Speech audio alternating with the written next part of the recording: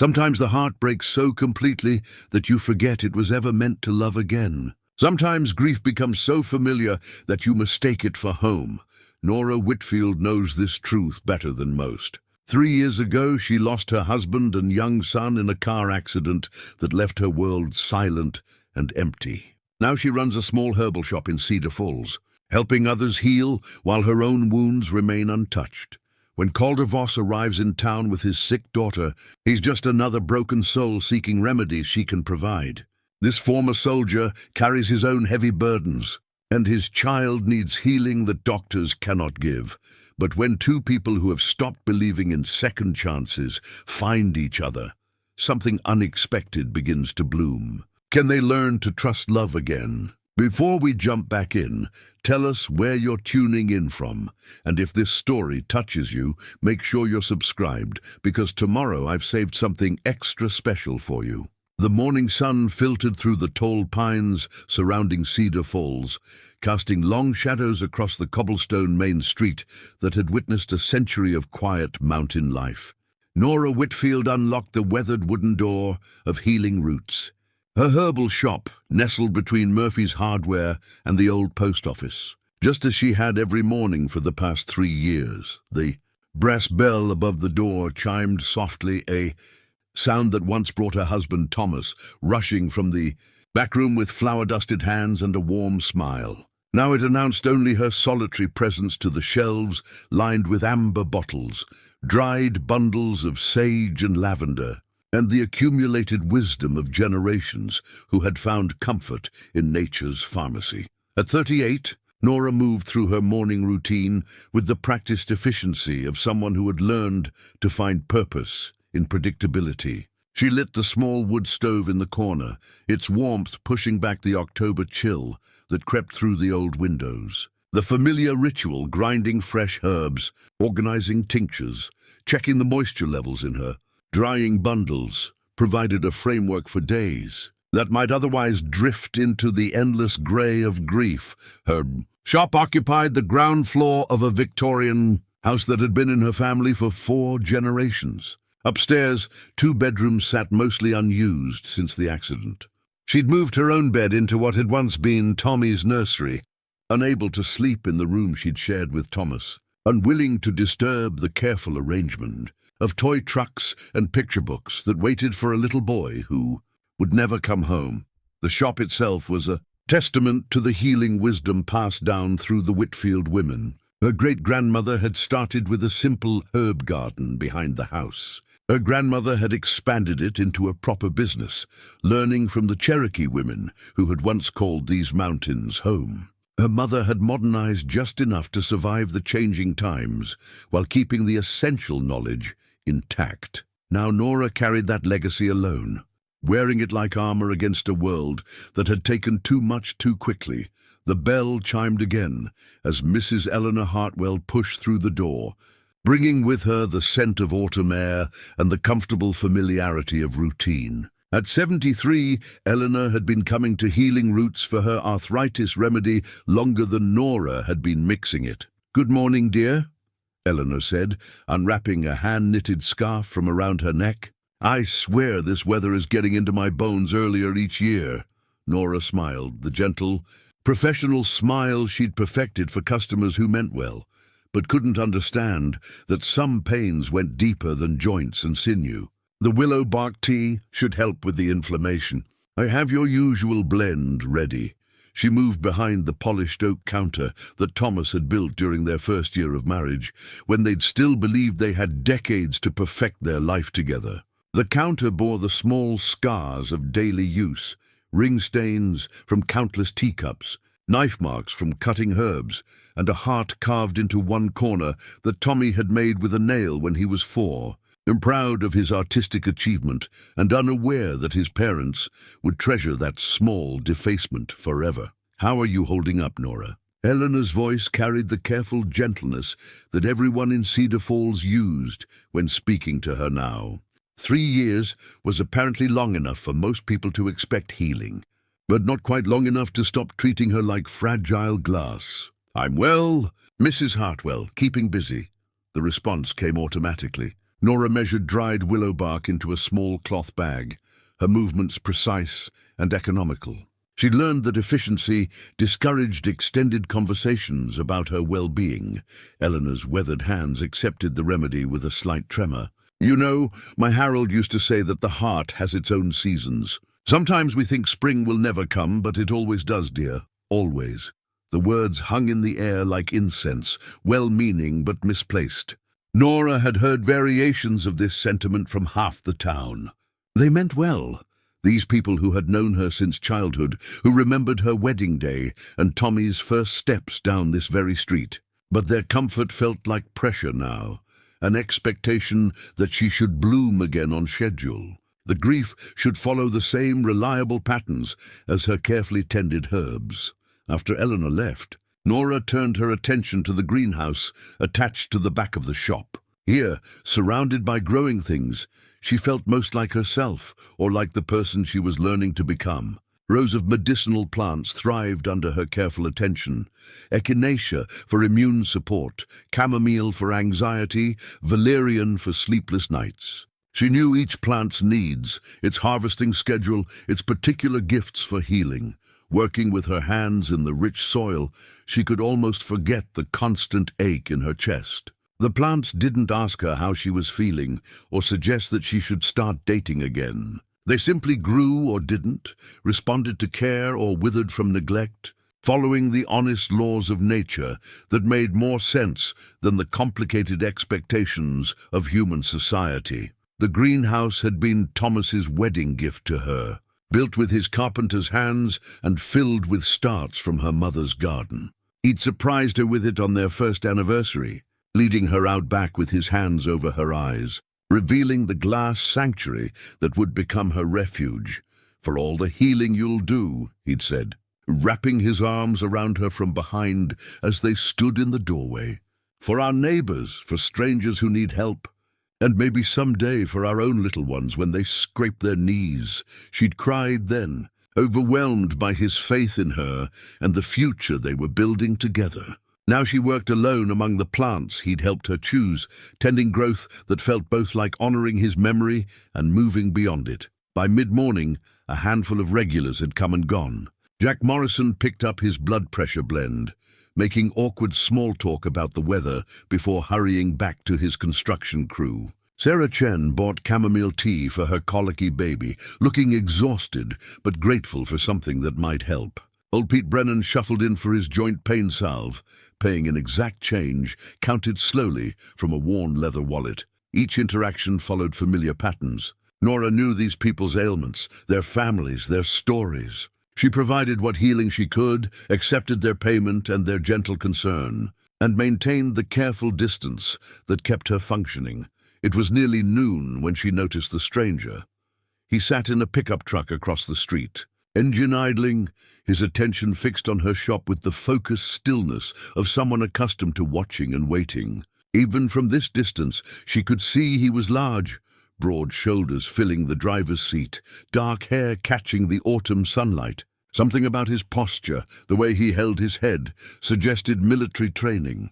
Cedar Falls saw its share of veterans, men and women, seeking the peace that mountain solitude could provide. But this man felt different. Where most newcomers to their small town carried an air of retreat, of seeking sanctuary, this stranger radiated a tension that made Nora's instincts prickle. He wasn't running from something, he was protecting it.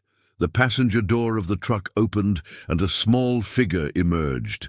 A child, maybe 8 or 9 years old, moved with the careful gait of someone who wasn't entirely well. Even from across the street, Nora could see the pallor in the child's face. The way small shoulders hunched against more than just the autumn chill.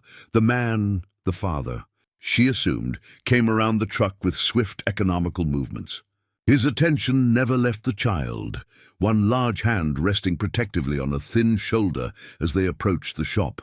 As they drew closer, Nora could see his face more clearly, weathered, with the kind of lines that came from squinting into sun and wind, eyes that constantly scanned their surroundings, even in this peaceful setting. The bell announced their arrival with its usual gentle chime. But somehow the sound felt different this time, like an alarm, or maybe a beginning. "Ma'am," the man said, his voice carrying a slight southern accent roughened by years of shouting over machinery and wind. "I'm hoping you can help us." The child, definitely a girl Nora could see now, looked up with fever-bright eyes that held too much knowledge for someone so young. Her dark hair had been braided with careful precision, but wisps had escaped to frame a face that would be pretty if not for the grey undertone of illness. "This is my daughter Emma," the man continued. "Doctors down in Denver can't figure out what's wrong with her. Someone at the diner said you might know about things that regular medicine doesn't cover." Nora felt something shift inside her chest. Not the familiar clench of grief, but something else. Recognition, maybe. Or purpose stirring after a long sleep. She knelt to Emma's eye level, keeping her movements slow and non-threatening. "Hello, sweetheart. What's been troubling you?" Emma glanced up at her father for permission before speaking. When he nodded encouragingly, she said, "Everything hurts. My tummy, my head, and I'm always so tired. The doctors gave me lots of tests, but Daddy says they're just guessing." The father's jaw tightened at his daughter's words. "I'm Calder Voss," he said. "We just got to town yesterday. I know this might sound crazy, but I've seen what indigenous medicine can do in places where regular doctors can't help. If there's any chance you know something that might help Emma—" He didn't finish the sentence, but Nora heard everything he wasn't saying. The desperation carefully held in check. The willingness to try anything for his child.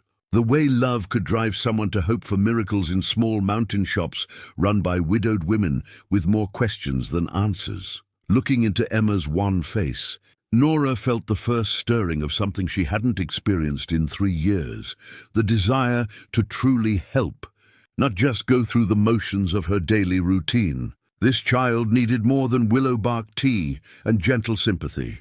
She needed someone to see her, to listen to what her small body was trying to say. "Let's sit down," Nora said, gesturing toward the pair of chairs she kept near the wood stove. "Tell me everything." Emma settled into the chair by the wood stove, her small frame dwarfed by the worn leather cushions. She clutched a faded pink blanket against her chest, clearly a comfort object that had seen many nights of restless sleep. The fabric was soft from countless washings, and Nora could see where careful hands had mended small tears with mismatched thread. Calder remained standing, his large frame tense with barely contained anxiety. His eyes never stopped moving, scanning the shop's exits, checking the windows, watching Emma's face for any sign of distress. This wasn't the casual alertness of a concerned father. This was something else entirely. "When did this start?" Nora asked, settling into the chair across from Emma. She kept her voice gentle, the same tone she'd once used to coax stories from her own son when he'd skinned his knee or had a bad dream. "About 6 months ago," Calder answered, when Emma remained quiet. "Started with fatigue. We thought maybe she was just adjusting to—" He stopped himself, glancing at his daughter. "To our move from Colorado. But then came the stomach pain, the headaches. Some days she can barely get out of bed." Emma looked up at Nora with eyes that held far too much weariness for someone so young. "The doctors did lots of tests," she said quietly. "They took my blood and made me drink yucky stuff and put me in a big loud machine. But they said everything looks normal." "Normal," Calder repeated, his voice tight with frustration. "They want to put her on antidepressants. Say it might be anxiety or stress. She's 8 years old." Nora studied Emma's face, noting the slight tremor in her small hands, the way she pressed the blanket against her abdomen. The child's skin had a translucent quality that spoke of chronic illness, but her eyes remained alert and intelligent despite the fatigue. "Emma," Nora said softly, "can you tell me about the pain? Does it feel hot or cold? Sharp or dull? Does it move around or stay in one place?" The little girl considered the question with surprising seriousness. "It feels like something's twisted up inside," she said finally. "Like when you wring out a washcloth, except it's my tummy. And sometimes it spreads up to my chest and makes it hard to breathe." Nora nodded thoughtfully. In her years of studying traditional healing, she'd learned that children often described their symptoms with startling accuracy when given the right questions. Their bodies hadn't yet learned to lie or minimize discomfort the way adults did, and the tired feeling. Like I'm trying to walk through thick mud, Emma said. Even when I sleep all night, I wake up feeling like I ran a really long race. Calder's hands clenched and unclenched at his sides. Nora could see the military training in his posture, the way he held himself ready for action, even in this peaceful setting. But beneath the controlled exterior, she glimpsed something raw, the helpless desperation of a parent watching their child suffer. "Mr. Voss," she said carefully, "can you tell me about Emma's medical history? Any surgeries, major illnesses, family history of autoimmune conditions?" Something flickered across Calder's face, a moment of hesitation that made Nora's intuition prickle. "She's always been healthy," he said finally. "No major illnesses, no surgeries. As for family history," another pause. "It's complicated." Emma shifted in her chair, drawing the blanket higher around her shoulders. "Daddy says my first mommy got sick when I was little, before I could remember her." The words hung in the air, creating more questions than they answered. Nora sensed layers of story here, loss and displacement that went beyond simple medical history. But pressing for details wouldn't help Emma feel better, and right now, that was what mattered most. "Can I look at your hands, sweetheart?" Nora asked. Emma extended her small hands obediently. Nora took them gently, noting their coolness despite the warmth of the room. The child's pulse was rapid but steady, her fingernails showing the slight ridging that sometimes indicated nutritional deficiencies. "What about food?" Nora asked. "Are there things that make you feel worse, better?" "Everything makes my tummy hurt," Emma said sadly. "Even soup. Daddy tries to make me eat, but sometimes I just can't." Calder's jaw tightened. "She's lost 12 pounds in the last 4 months. The doctors want to put in a feeding tube if she doesn't start gaining weight soon." The desperation in his voice was carefully controlled, but unmistakable. Nora had heard that tone before, from parents who had exhausted conventional options and were grasping for alternatives. But something about Calder's intensity suggested this was about more than medical frustration. This man was accustomed to solving problems, to taking action when his loved ones were threatened. Being helpless in the face of his daughter's illness was clearly torture for him.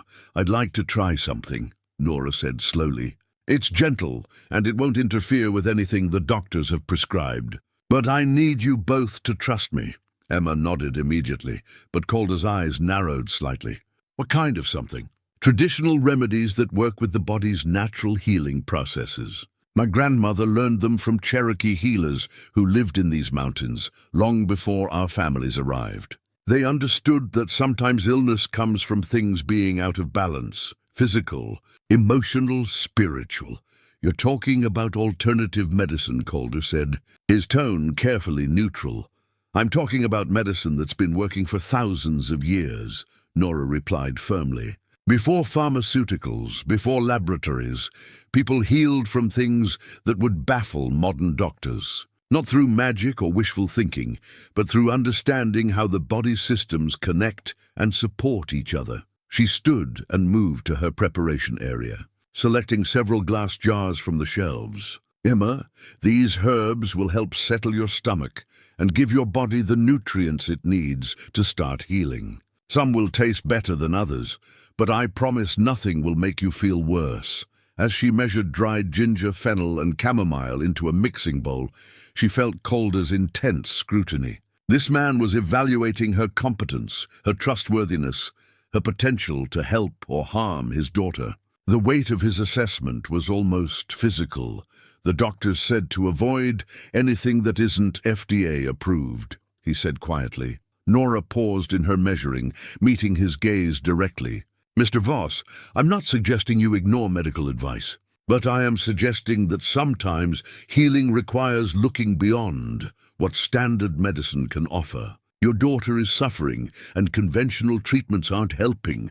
Do you want to try something different, or would you rather continue with the same approaches that have failed her so far?" The question hung between them like a challenge. Emma watched the exchange with the unnerving perceptiveness of children who had learned to read adult emotions for signs of their own safety. What exactly are you proposing? Calder asked finally. A gentle digestive tea to start, designed to reduce inflammation and support her system's natural healing processes. If that helps, we can try some topical treatments for the pain and fatigue. Everything I suggest will be documented, measured, and monitored.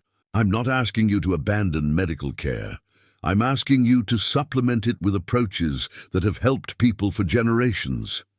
She returned to her preparation, grinding the herbs with practiced movements. The familiar actions calmed her own nerves as much as they demonstrated her expertise. Emma, would you like to smell these herbs? Sometimes our bodies know what they need before our minds do. The little girl nodded eagerly, the first sign of genuine interest she'd shown since arriving. Nora brought the bowl over, holding it where Emma could inhale the gentle, spicy fragrance. It smells like Christmas, Emma said, a small smile brightening her pale face. And like when Daddy makes pancakes on Sunday morning? Good, Nora said warmly. That means your body recognizes these as healing foods, not medicine. Sometimes the best remedies don't feel like treatment at all. She returned to the preparation area, adding hot water to the herbs and letting them steep. The shop filled with the comforting aroma of traditional healing, scents that had provided comfort and relief long before the first hospital was built. How long before we know if it's working? Calder asked. Some effects you might notice today, less nausea, maybe some improvement in her appetite. But real healing takes time. Her body has been struggling for months. We need to give it several weeks to remember how to function properly. Emma sipped the tea tentatively, her face screwing up slightly at the unfamiliar taste. But after a moment she took another sip, then another. It's warm, she said wonderingly. It makes my tummy feel warm instead of twisty. Nora felt a familiar flutter of hope, the same sensation she'd experienced years ago when her remedies first began helping people. It was a feeling she'd almost forgotten. During her long months of grief and isolation. That's a good sign, she told Emma. Your body is saying thank you. Calder watched his daughter with intense attention, cataloguing every change in her expression and posture. When Emma finished half the cup and asked for more, Nora saw something shift in his face. Not quite hope yet, but the first loosening of defensive tension. She hasn't finished a drink in weeks, he said quietly. The herbs are helping her system accept nourishment, Nora explained. If this continues to help, we can work on strengthening her digestion and building up her energy reserves. Emma curled up in the leather chair, her comfort blanket wrapped around her shoulders, cradling the warm cup in both hands. For the first time since they'd arrived, she looked like what she was, a tired child who might be starting to feel a little bit better. I want to stay here, she announced suddenly. This place feels safe. The words hit both adults with unexpected force. Calder's protective mask slipped for just a moment, revealing something vulnerable and desperate beneath. Nora felt her carefully maintained emotional barriers trembling.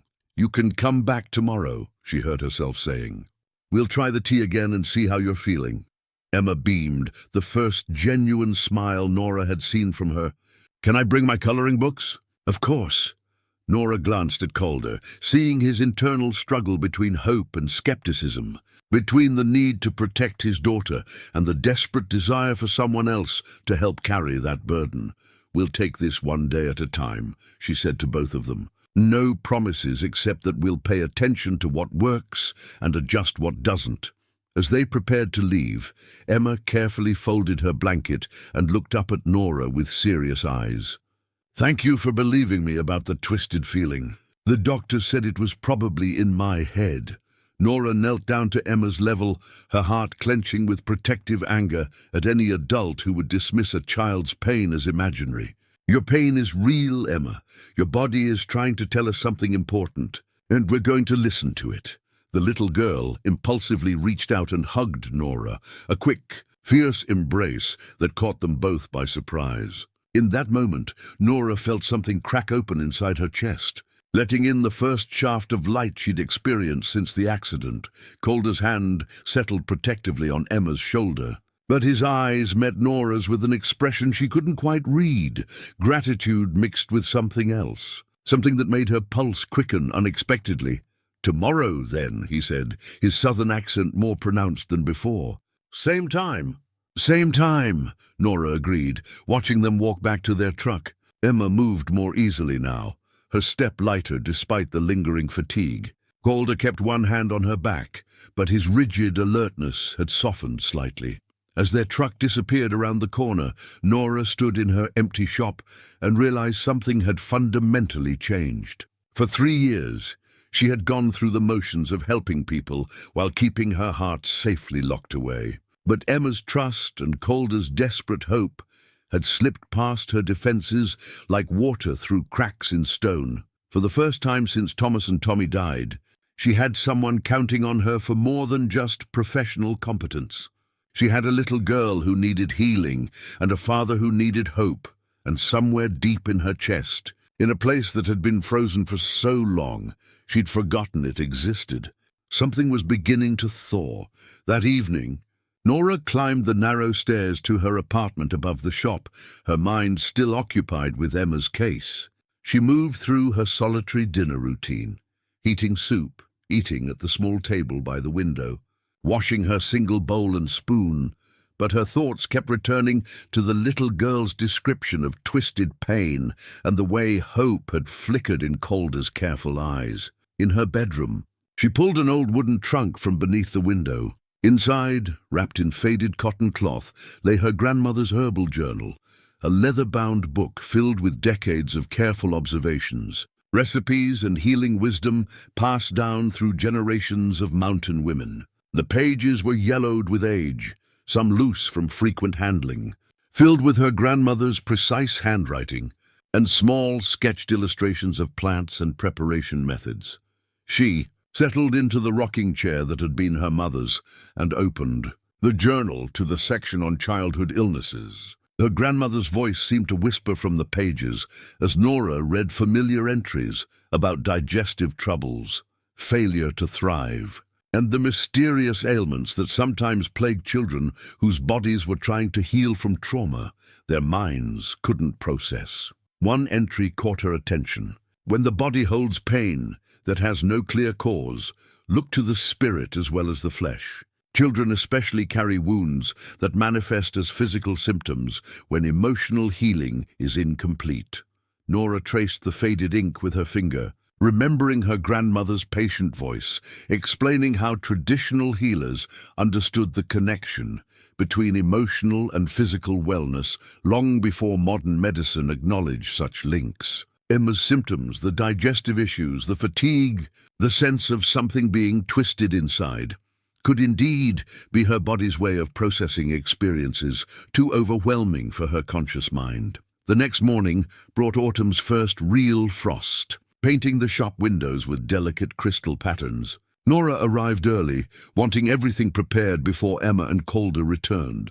She brewed a fresh batch of the digestive tea, adding a small amount of lemon balm for its gentle, calming properties, and arranged the seating area to be more welcoming for a child who might need to rest. When the bell chimed at exactly 10 o'clock, Emma practically bounced through the door, her color already improved from the previous day. She carried a small backpack with her coloring books and crayons, and her eyes were brighter than Nora had yet seen them. The tea worked, Emma announced before Calder had fully closed the door behind them. "I ate 2 whole pieces of toast this morning, and my tummy didn't hurt even a little bit." Calder's expression was carefully controlled, but Nora caught the relief that flickered across his features before he schooled them back to neutrality. "She slept through the night for the first time in weeks," he said quietly. "No stomach pain, no restless tossing. That's wonderful," Nora said, meaning it completely. "But we need to be patient. One good night doesn't mean we're done. Real healing happens gradually."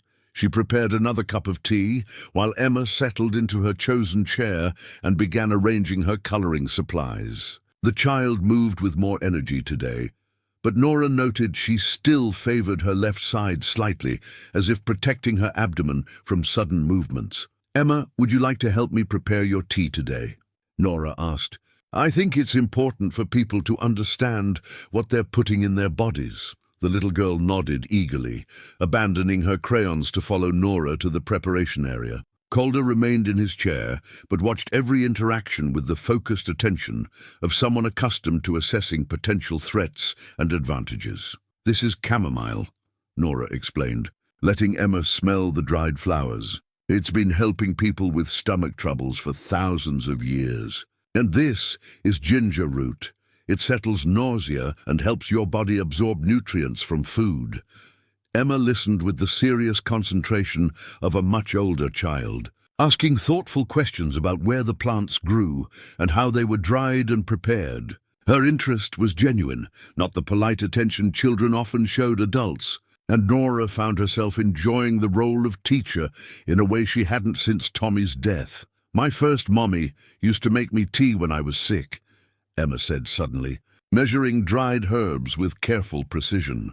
"I don't remember her very well, but I remember the smell of mint and how she would sing while she stirred it." The words created a moment of profound stillness. Calder's entire body tensed, his eyes fixed on his daughter with an expression of barely controlled pain. Nora sensed they were touching on territory that was both precious and dangerous, memories that Emma treasured but that caused Calder obvious distress. "That sounds like a beautiful memory," Nora said gently.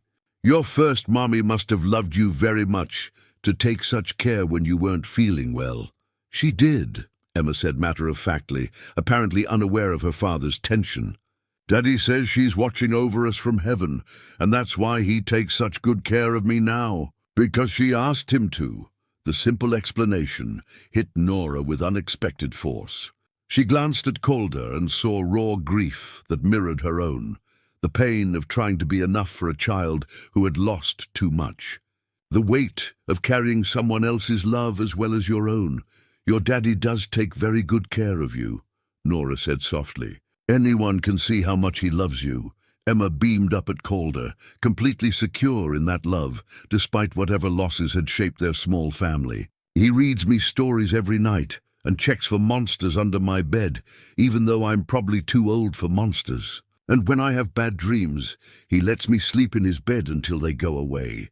Calder's throat worked as he swallowed hard. "Emma gets nightmares sometimes," he said roughly, "about things she doesn't remember clearly, but that still scare her. Trauma can hide in our bodies and minds," Nora said carefully, pouring hot water over the prepared herbs. "Sometimes healing the physical symptoms helps the emotional healing too." They settled back into their chairs with the fresh tea, falling into a comfortable rhythm of quiet conversation and shared silence. Emma colored intricate pictures of flowers and animals while sipping her remedy, occasionally showing her artwork to the adults or asking Nora about different plants in the shop. Calder gradually relaxed as the morning progressed, his vigilant posture easing into something more natural. When Emma became absorbed in her coloring, he leaned forward slightly and spoke to Nora in a voice too low for the child to overhear. "She hasn't mentioned her mother in months," he said. "I was starting to worry she was forgetting Sarah entirely." Sarah. So the first mother had a name, and Calder spoke it with the careful reverence of someone trying to keep a memory alive while managing his own grief. Nora understood that particular balance, honoring the dead while trying to create space for the living to heal. "Children remember what they need to remember," she said quietly. "Sometimes being in a place that feels safe allows memories to surface that were too painful before." Calder's eyes met hers with startling intensity. "Is that what this place is for you, safe?" The question caught her off guard. She looked around her shop, at the familiar shelves and comfortable chairs, the wood stove crackling softly in the corner, the gentle light filtering through windows she'd cleaned every week for 3 years. Was it safe? Or was it simply familiar, a cocoon of routine that protected her from having to risk anything real? "I thought it was," she said honestly. "But now I'm not so sure." Something shifted in Calder's expression, a recognition that suggested he understood exactly what she meant. They were both people who had constructed careful boundaries around their wounded hearts, who had found ways to function while keeping the most vulnerable parts of themselves protected. But Emma's presence was changing that calculus for both of them.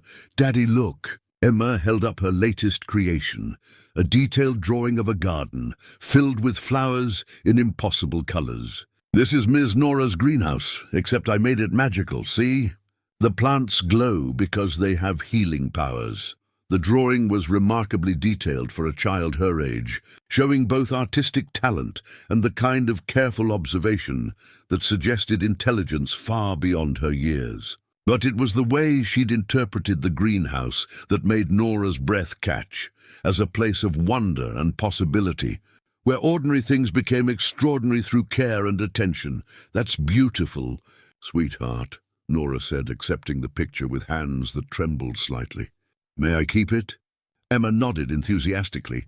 "I want to draw your whole shop.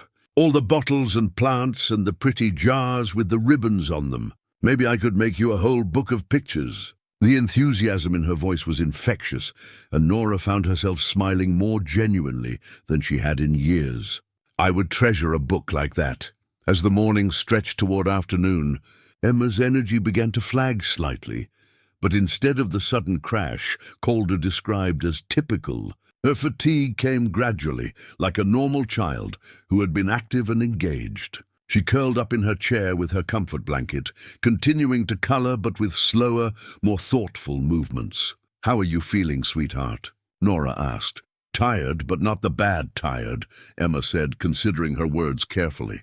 "Usually when I get tired, it feels like something heavy is sitting on my chest, and I can't breathe right. But now it just feels like I want to rest a little bit." "That's exactly what we want," Nora said, relief flooding through her.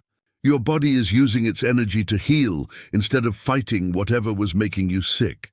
Calder leaned back in his chair, and for the first time since Nora had met him, his expression approached something like peace. I can't remember the last time she described feeling tired instead of exhausted. They agreed to continue the tea treatment twice daily, with Emma and Calder returning to the shop each morning for a fresh supply and monitoring. As they prepared to leave, Emma carefully packed her coloring supplies, but left her newest drawing on Nora's counter. "For your wall," she explained.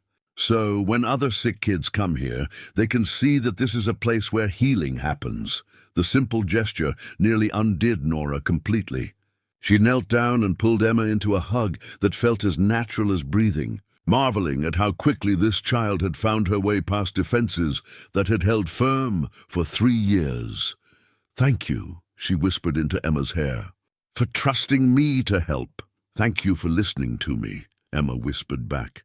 "And for making tea that tastes like hugs." When they were gone, Nora stood alone in her shop holding Emma's drawing and feeling as if the world had shifted around her. The careful routine that had sustained her grief was cracking open, letting in complications she wasn't sure she was ready to handle. But as she pinned the drawing to the wall behind her counter, right where other patients would see it, first thing when they entered, she realized something important had already been decided. Whatever came next, she was no longer just going through the motions of healing others while keeping her own heart safely locked away. Emma and Calder had found the key to that lock, and there was no going back now. That evening, Nora climbed the narrow stairs to her apartment above the shop, her mind still occupied with Emma's case. She moved through her solitary dinner routine, heating soup, eating at the small table by the window, washing her single bowl and spoon. But her thoughts kept returning to the little girl's description of twisted pain and the way hope had flickered in Calder's careful eyes. In her bedroom, she pulled an old wooden trunk from beneath the window. Inside, wrapped in faded cotton cloth, lay her grandmother's herbal journal, a leather-bound book filled with decades of careful observations, recipes and healing wisdom passed down through generations of mountain women. The pages were yellowed with age, some loose from frequent handling, filled with her grandmother's precise handwriting, and small sketched illustrations of plants and preparation methods. She settled into the rocking chair that had been her mother's and opened the journal to the section on childhood illnesses. Her grandmother's voice seemed to whisper from the pages as Nora read familiar entries about digestive troubles, failure to thrive, and the mysterious ailments that sometimes plagued children whose bodies were trying to heal from trauma. their minds couldn't process. One entry caught her attention. When the body holds pain that has no clear cause, look to the spirit as well as the flesh. Children especially carry wounds that manifest as physical symptoms when emotional healing is incomplete. Nora traced the faded ink with her finger, remembering her grandmother's patient voice explaining how traditional healers understood the connection between emotional and physical wellness long before modern medicine acknowledged such links. Emma's symptoms, the digestive issues, the fatigue, the sense of something being twisted inside, could indeed be her body's way of processing experiences too overwhelming for her conscious mind. The next morning brought autumn's first real frost, painting the shop windows with delicate crystal patterns. Nora arrived early, wanting everything prepared before Emma and Calder returned. She brewed a fresh batch of the digestive tea, adding a small amount of lemon balm for its gentle calming properties, and arranged the seating area to be more welcoming for a child who might need to rest. When the bell chimed at exactly 10 o'clock, Emma practically bounced through the door, her color already improved from the previous day. She carried a small backpack with her coloring books and crayons, and her eyes were brighter than Nora had yet seen them. The tea worked, Emma announced before Calder had fully closed the door behind them. I ate 2 whole pieces of toast this morning, and my tummy didn't hurt even a little bit. Calder's expression was carefully controlled, but Nora caught the relief that flickered across his features before he schooled them back to neutrality. She slept through the night for the first time in weeks, he said quietly. No stomach pain, no restless tossing. That's wonderful, Nora said, meaning it completely. But we need to be patient. One good night doesn't mean we're done. Real healing happens gradually. She prepared another cup of tea while Emma settled into her chosen chair and began arranging her coloring supplies. The child moved with more energy today, but Nora noted she still favored her left side slightly, as if protecting her abdomen from sudden movements. Emma, would you like to help me prepare your tea today? Nora asked. I think it's important for people to understand what they're putting in their bodies. The little girl nodded eagerly, abandoning her crayons to follow Nora to the preparation area. Calder remained in his chair, but watched every interaction with the focused attention of someone accustomed to assessing potential threats and advantages. This is chamomile, Nora explained, letting Emma smell the dried flowers. It's been helping people with stomach troubles for thousands of years. And this is ginger root. It settles nausea and helps your body absorb nutrients from food. Emma listened with the serious concentration of a much older child, asking thoughtful questions about where the plants grew and how they were dried and prepared.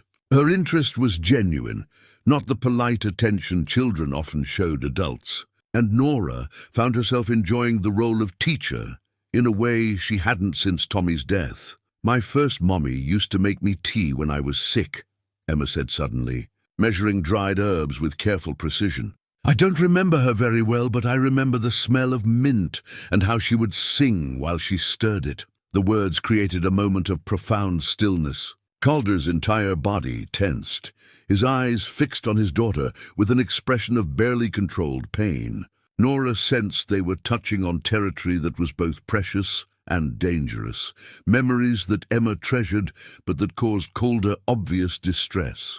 That sounds like a beautiful memory, Nora said gently. Your first mommy must have loved you very much to take such care when you weren't feeling well. She did, Emma said matter-of-factly, apparently unaware of her father's tension. Daddy says she's watching over us from heaven, and that's why he takes such good care of me now. Because she asked him to. The simple explanation hit Nora with unexpected force. She glanced at Calder and saw raw grief that mirrored her own, the pain of trying to be enough for a child who had lost too much, the weight of carrying someone else's love as well as your own. Your daddy does take very good care of you, Nora said softly. Anyone can see how much he loves you. Emma beamed up at Calder, completely secure in that love, despite whatever losses had shaped their small family. He reads me stories every night and checks for monsters under my bed, even though I'm probably too old for monsters. And when I have bad dreams, he lets me sleep in his bed until they go away." Calder's throat worked as he swallowed hard. "Emma gets nightmares sometimes," he said roughly, "about things she doesn't remember clearly, but that still scare her. Trauma can hide in our bodies and minds," Nora said carefully, pouring hot water over the prepared herbs. "Sometimes healing the physical symptoms helps the emotional healing too." They settled back into their chairs with the fresh tea, falling into a comfortable rhythm of quiet conversation and shared silence. Emma colored intricate pictures of flowers and animals while sipping her remedy, occasionally showing her artwork to the adults or asking Nora about different plants in the shop. Calder gradually relaxed as the morning progressed, his vigilant posture easing into something more natural. When Emma became absorbed in her coloring, he leaned forward slightly and spoke to Nora in a voice too low for the child to overhear. "She hasn't mentioned her mother in months," he said. "I was starting to worry she was forgetting Sarah entirely." Sarah. So the first mother had a name. And Calder spoke it with the careful reverence of someone trying to keep a memory alive while managing his own grief. Nora understood that particular balance, honoring the dead while trying to create space for the living to heal. "Children remember what they need to remember," she said quietly. "Sometimes being in a place that feels safe allows memories to surface that were too painful before."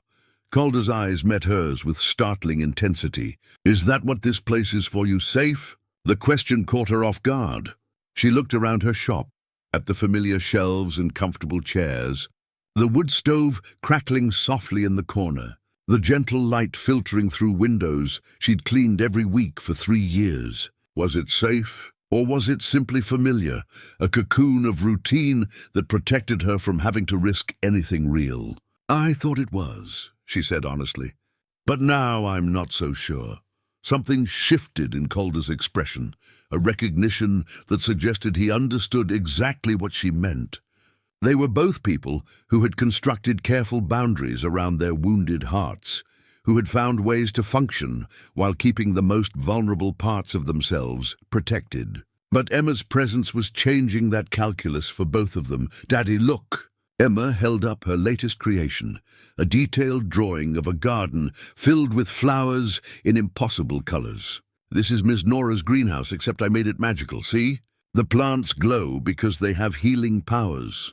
The drawing was remarkably detailed for a child her age, showing both artistic talent and the kind of careful observation that suggested intelligence far beyond her years. But it was the way she'd interpreted the greenhouse that made Nora's breath catch, as a place of wonder and possibility, where ordinary things became extraordinary through care and attention. "That's beautiful." "Sweetheart," Nora said, accepting the picture with hands that trembled slightly. "May I keep it?" Emma nodded enthusiastically. "I want to draw your whole shop. All the bottles and plants, and the pretty jars with the ribbons on them. Maybe I could make you a whole book of pictures." The enthusiasm in her voice was infectious, and Nora found herself smiling more genuinely than she had in years. "I would treasure a book like that."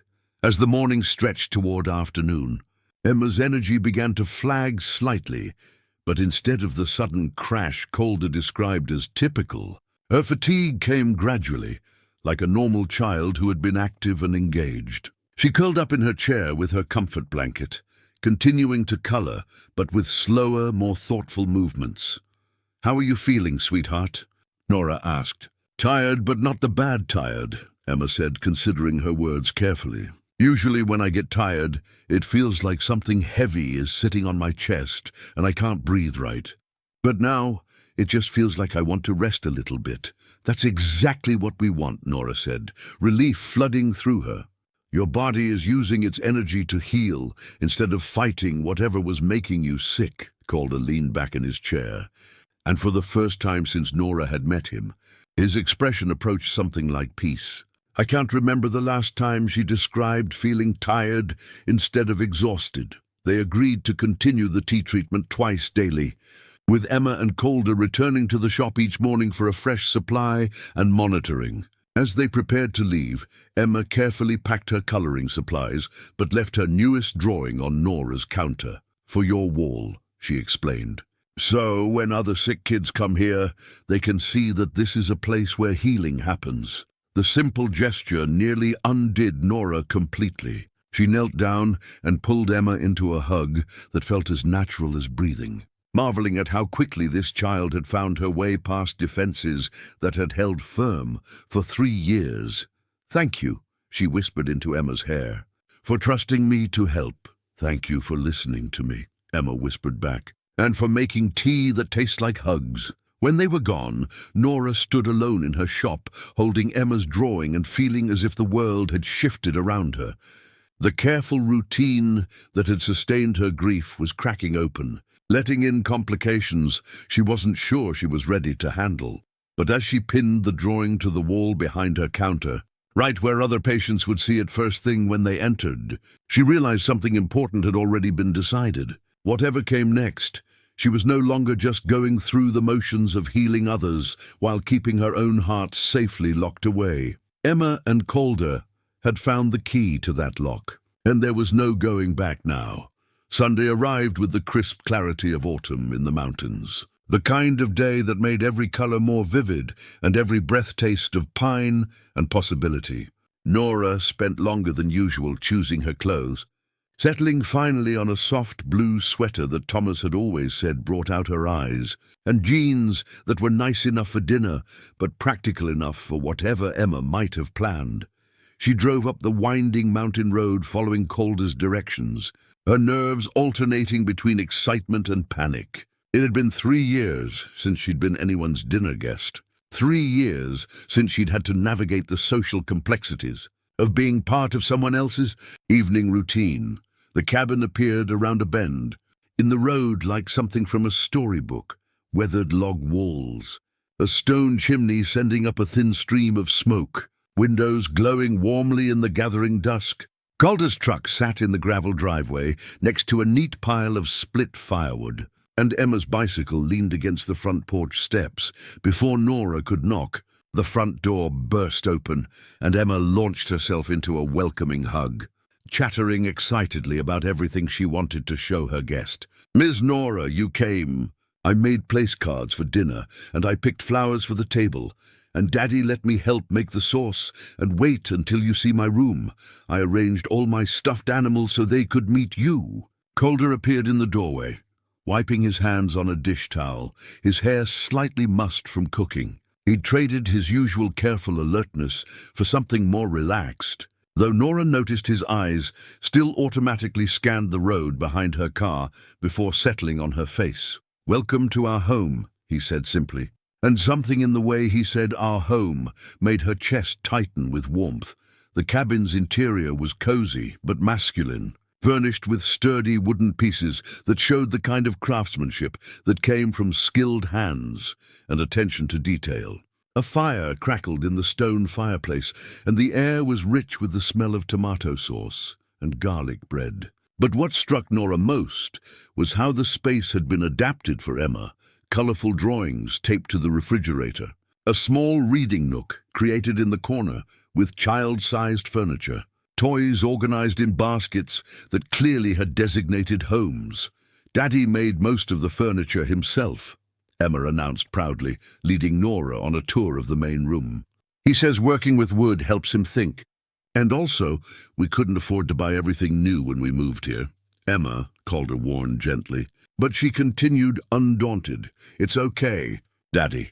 Miss Nora knows we don't have lots of money because you told her we're starting over.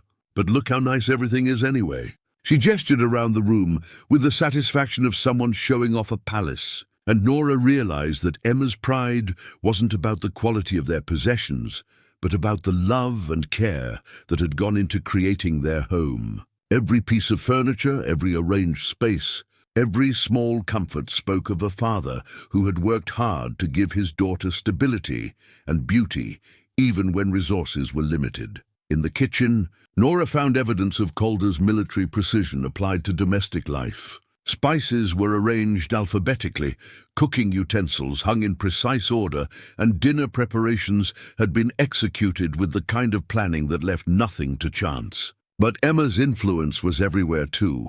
Handmade pot holders, a child's step stool positioned perfectly for helping with meal prep, and a small wooden bird that Nora recognized from Emma's descriptions as a treasure from her first mommy. The wooden bird sat on a shelf where Emma could see it easily, carved from what looked like pine, painted in soft blues and greens that had faded with age and handling.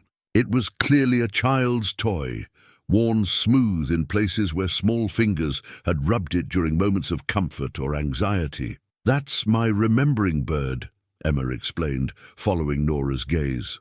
"Daddy says my first mommy made it for me when I was little, before she got too sick to make things anymore. When I feel sad or scared, I hold it and remember that she loved me enough to make something that would last forever." Calder's hands stilled on the pasta he was stirring, his shoulders tightening slightly. Nora sensed they were approaching another piece of the complicated history that had brought this unlikely family together. "It's beautiful," she said gently. "Your first mommy must have been very talented." "She was an artist," Emma said matter-of-factly.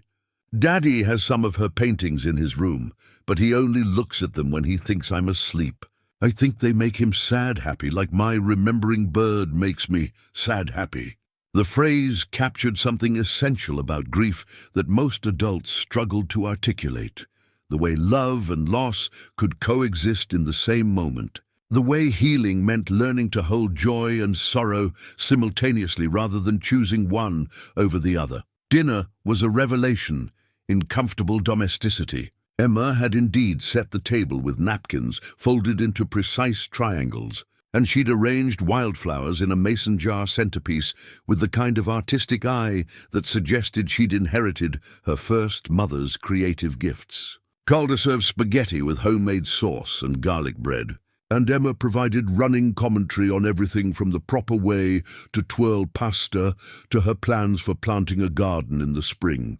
"Daddy says we can have vegetables, and maybe some flowers too," she said, expertly managing her spaghetti with the confidence of someone who'd been eating with adult utensils since she was very small. "I want to grow the plants that go in your teas, so if other sick kids come to visit, we can help you help them." The casual assumption that she and Calder would be part of Nora's healing work in the long term was both touching and terrifying. Emma spoke as if their integration into Nora's life was a settled fact, requiring only the working out of practical details. "That sounds like a wonderful idea," Nora said carefully, "though we'd want to make sure we choose plants that will grow well at this elevation." "Daddy knows about growing things," Emma said confidently. "He had a big garden at our old house before we had to move. He grew tomatoes as big as my head and green beans that were longer than my arm." Another glimpse into their previous life, offered casually by Emma, but clearly causing Calder discomfort.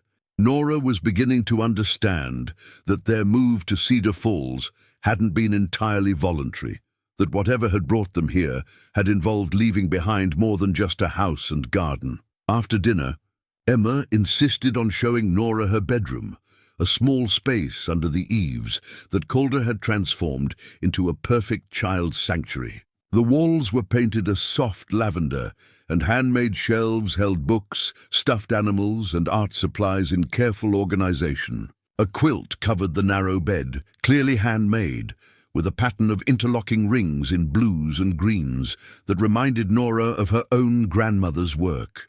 "Daddy made the quilt too," Emma said, settling onto the bed and patting the space beside her. "He learned how when I got sick because I was cold all the time and regular blankets weren't warm enough. It took him forever because his hands are too big for the tiny stitches. But he said love makes your hands work better."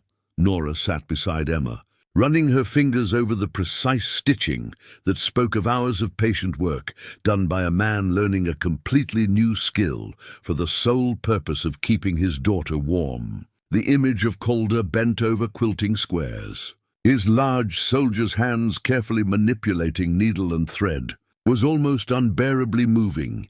"He must love you very much," she said softly. "He does," Emma said with complete confidence. "And I love him too. But you know what? What? I think there's enough love in our family for one more person. If the right person wanted to be part of it, The statement was delivered with Emma's characteristic directness, but her eyes watched Nora's face carefully, looking for a reaction. This 8-year-old was far more aware of the undercurrents between the adults than either Calder or Nora had realized. "Emma," Nora said gently, "what makes you think I might want to be part of your family?" Emma considered the question with her usual seriousness. "Lots of things. Like how you smile different when Daddy's in the room, not your polite smile, but your real one. And how Daddy stands straighter when he's talking to you, like he wants to be the best version of himself. And how when the three of us are together, it feels like puzzle pieces that were supposed to fit but got lost for a while and finally found each other again." The perceptiveness of the observation left Nora speechless. How did you explain to a child that adults were often afraid of puzzle pieces fitting too well? That sometimes the very thing you wanted most was also the thing that terrified you beyond reason? "Sometimes grown-ups need more time to figure out their feelings," she said finally. "I know," Emma said patiently. "Daddy explained that to me. But I also know that sometimes, when you wait too long to decide about something good, it goes away and doesn't come back. And you seem like the kind of good that might not come back if we let it go away."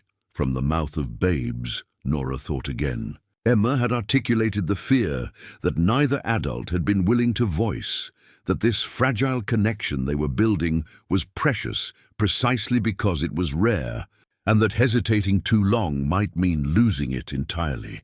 When they returned to the main room, they found Calder building up the fire for the evening, his movements economical and practiced. He'd changed into a soft flannel shirt, and his hair had fallen across his forehead in a way that made him look younger and less guarded than usual. "Everything meet with your approval?" he asked Emma, clearly referring to more than just the bedroom tour. "Miss Nora likes my quilt," Emma reported. "And I told her about our garden plans. And we talked about feelings and puzzle pieces and how sometimes good things need you to be brave enough to keep them." Calder's eyes met Nora's over Emma's head, and she saw her own mixture of hope and uncertainty reflected there. Whatever Emma had said upstairs, it had apparently been direct enough to eliminate any pretense about what was happening between them. They spent the rest of the evening in comfortable domesticity, Emma showing Nora her favorite books, Calder teaching her a card game he'd learned in the army, all three of them sharing stories and laughter in front of the crackling fire. As the evening wound down, Nora found herself reluctant to leave this warm circle of belonging. This glimpse of what family could look like when built on choice rather than just circumstance. When it finally came time to go, Emma hugged her with the fierce intensity of someone making a claim. "This was the best Sunday dinner ever," she whispered. "Will you come back next week?" "If you'll have me," Nora said, meaning it completely. "We'll have you," Calder said quietly, "for as long as you want to keep coming back." Driving home through the mountain darkness, Nora felt as if she were carrying something precious and fragile. The possibility of love, the promise of family, the terrifying and wonderful prospect of allowing herself to belong somewhere again. The storm arrived on a Tuesday night in late October, bringing with it the kind of wind that spoke of winter's approach and the fragility of the structures humans built against nature's power. Nora woke to the sound of something large crashing in her backyard, followed by the distinct crack of breaking glass. She pulled on her robe and boots, grabbing a flashlight to assess the damage. What she found in the beam of her light made her heart sink. A massive pine branch had fallen across her greenhouse, crushing the glass panels on the south side and destroying months of carefully tended plants. The greenhouse had been her sanctuary, the place where she felt most connected to the healing work that gave her life meaning. Now seedlings lay scattered among shards of glass, their roots exposed to the cold air, their future uncertain. She stood in her backyard in the pre-dawn darkness, overwhelmed by the sudden loss of something she'd taken for granted. By the time the sun rose, the full extent of the damage was clear. The greenhouse was beyond simple repair.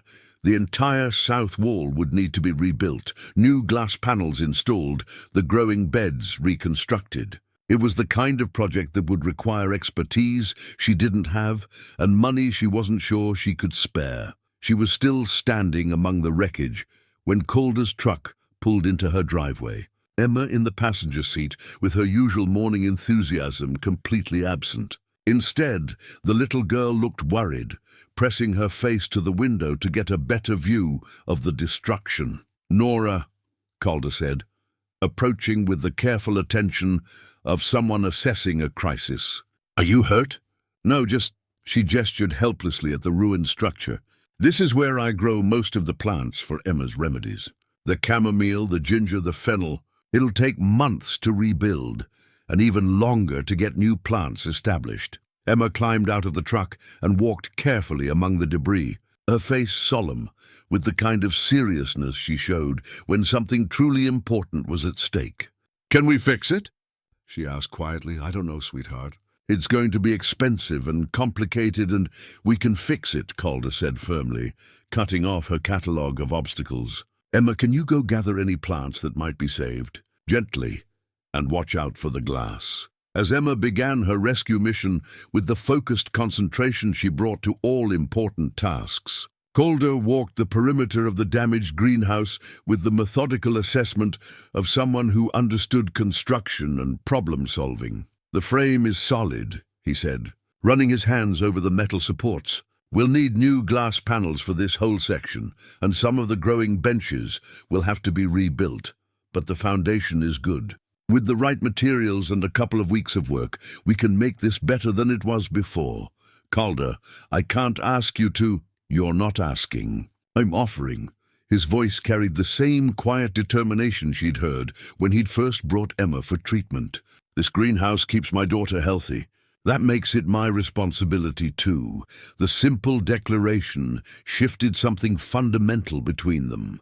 He wasn't helping out of charity or neighborly obligation, but because he'd claimed a stake in her well-being, just as she'd claimed one in Emma's. They were no longer separate people who happened to care about the same child. They were becoming a unit that shared responsibilities and protected what mattered to all of them. Emma appeared with an armful of salvageable plants, her face streaked with dirt but brightening with hope. "I found lots that aren't too hurt," she announced. "And look!" She held up a small pot containing a chamomile plant that had somehow survived the chaos completely intact. This one didn't even lose any flowers.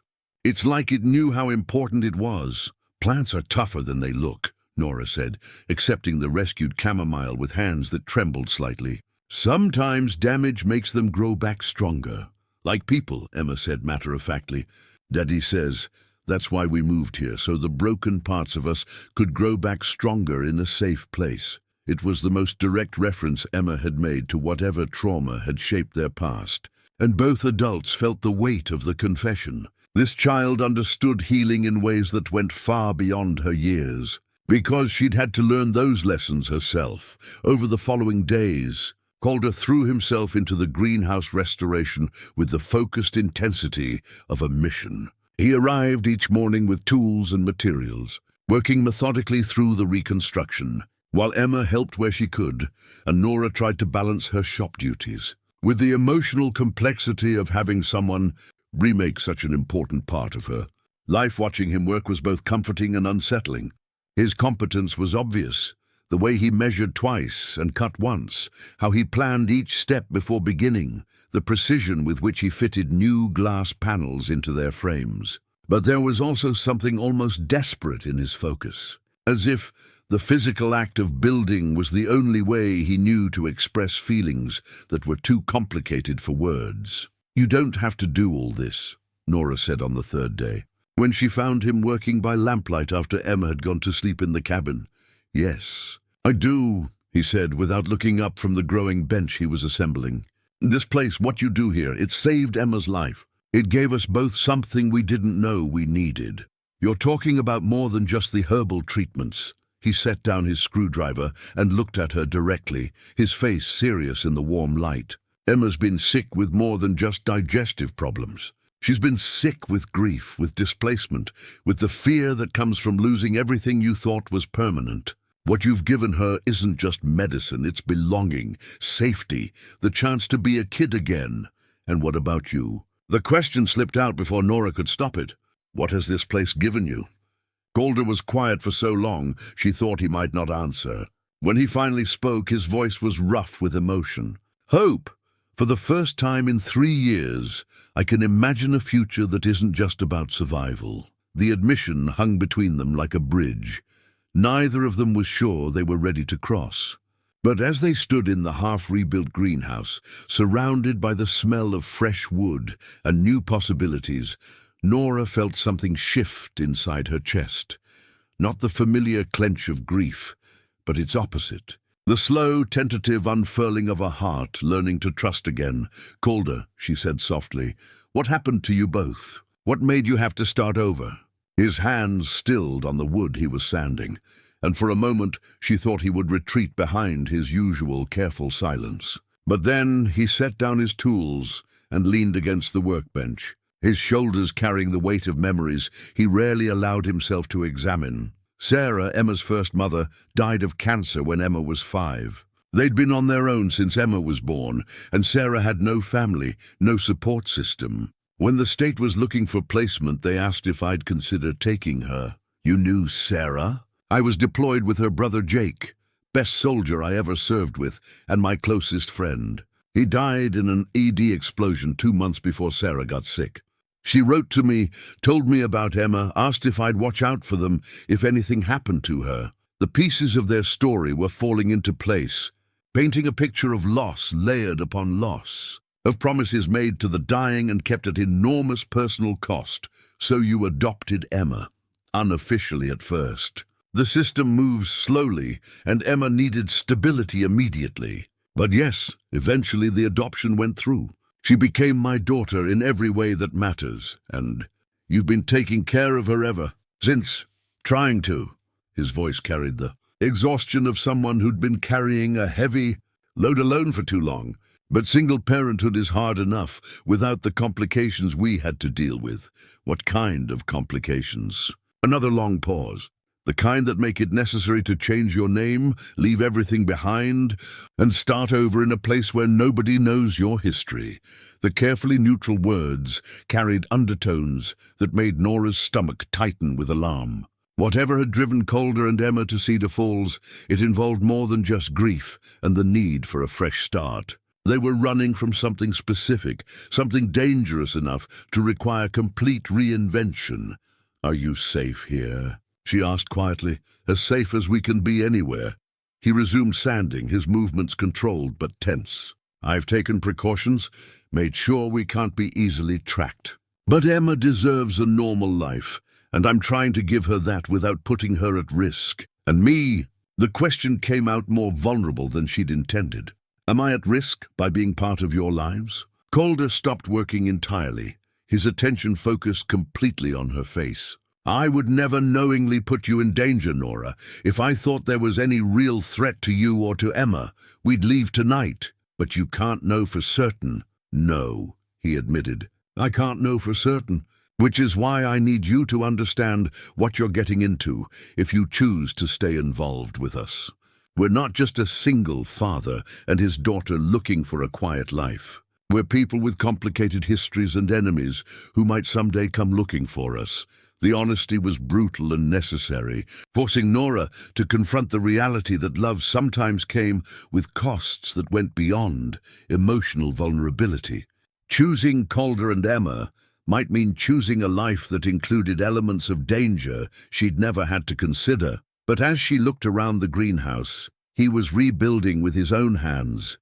At the evidence of his devotion to Emma's well-being and his commitment to creating something beautiful and lasting in their lives, she realized the choice had already been made, not by her rational mind, which was busy cataloguing risks and calculating probabilities, but by her heart, which had recognized something worth protecting the first time Emma had trusted her with her pain.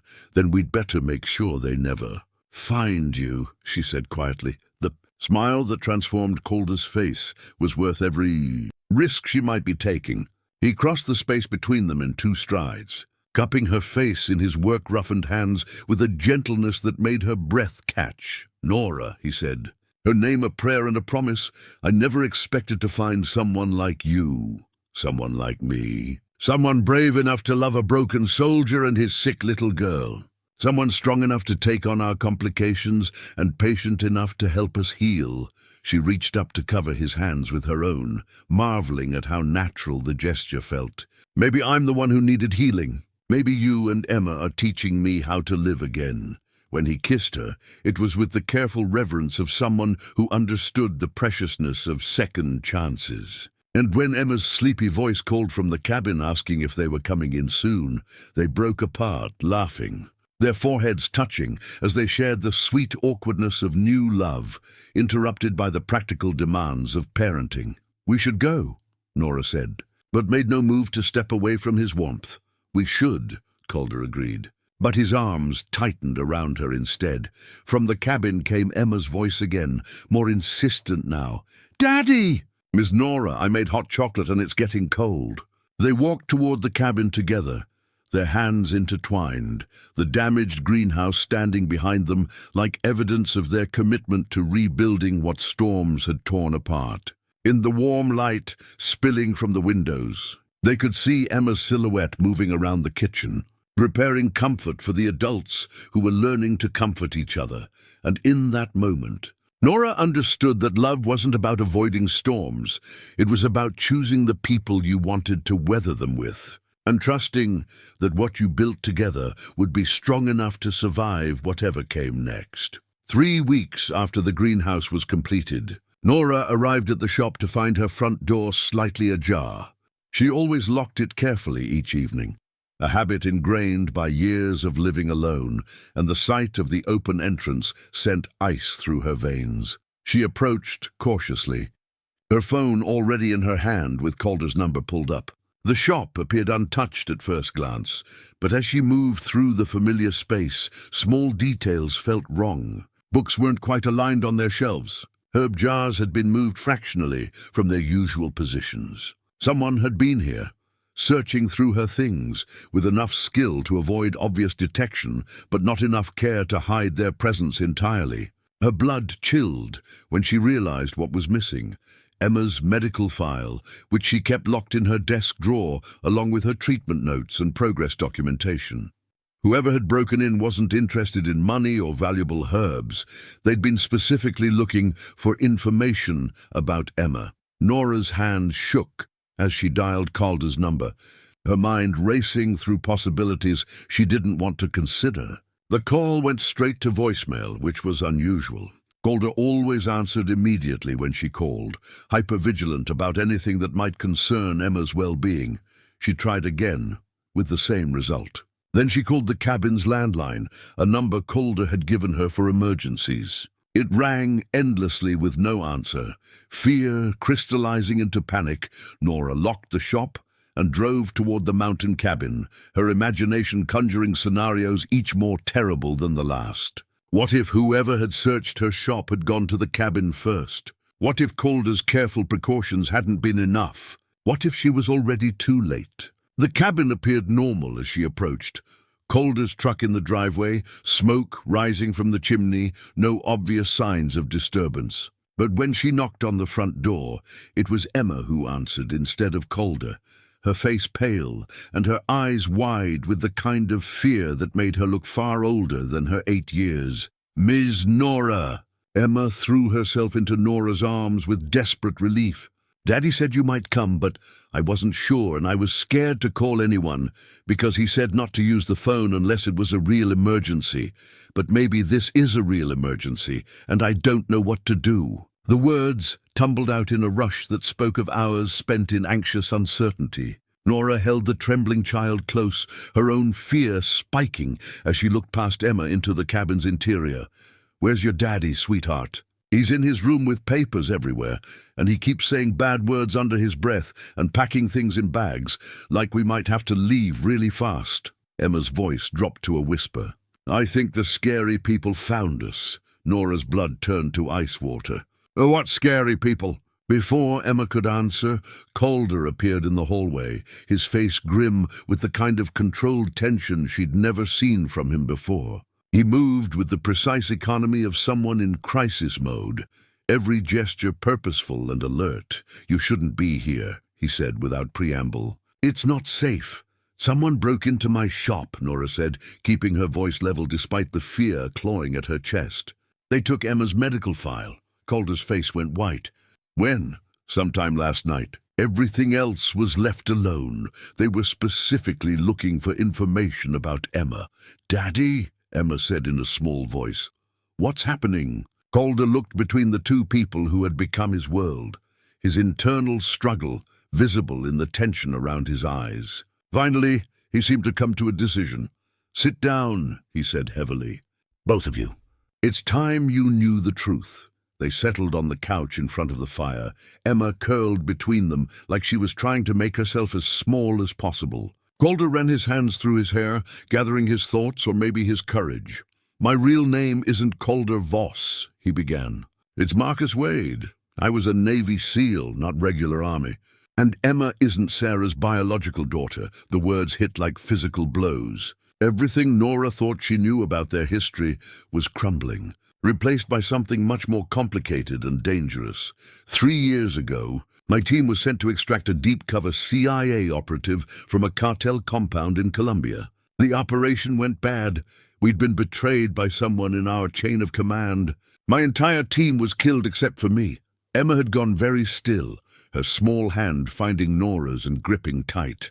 Clearly, this was not the first time she'd heard parts of this story. The operative we were supposed to extract was Sarah Coleman, and she'd been undercover for 2 years, trying to gather intelligence on a human trafficking network. When we found her, she was dying from injuries sustained during interrogation. But she wasn't alone. Calder's voice grew rough with emotion. Emma was there. 5 years old, scared out of her mind, speaking no English. She'd been taken from her family in Guatemala and was being held for transport to buyers in the US. Sarah had been trying to protect her, claiming Emma was her own daughter to keep the traffickers from shipping her north. The room fell silent except for the crackling of the fire.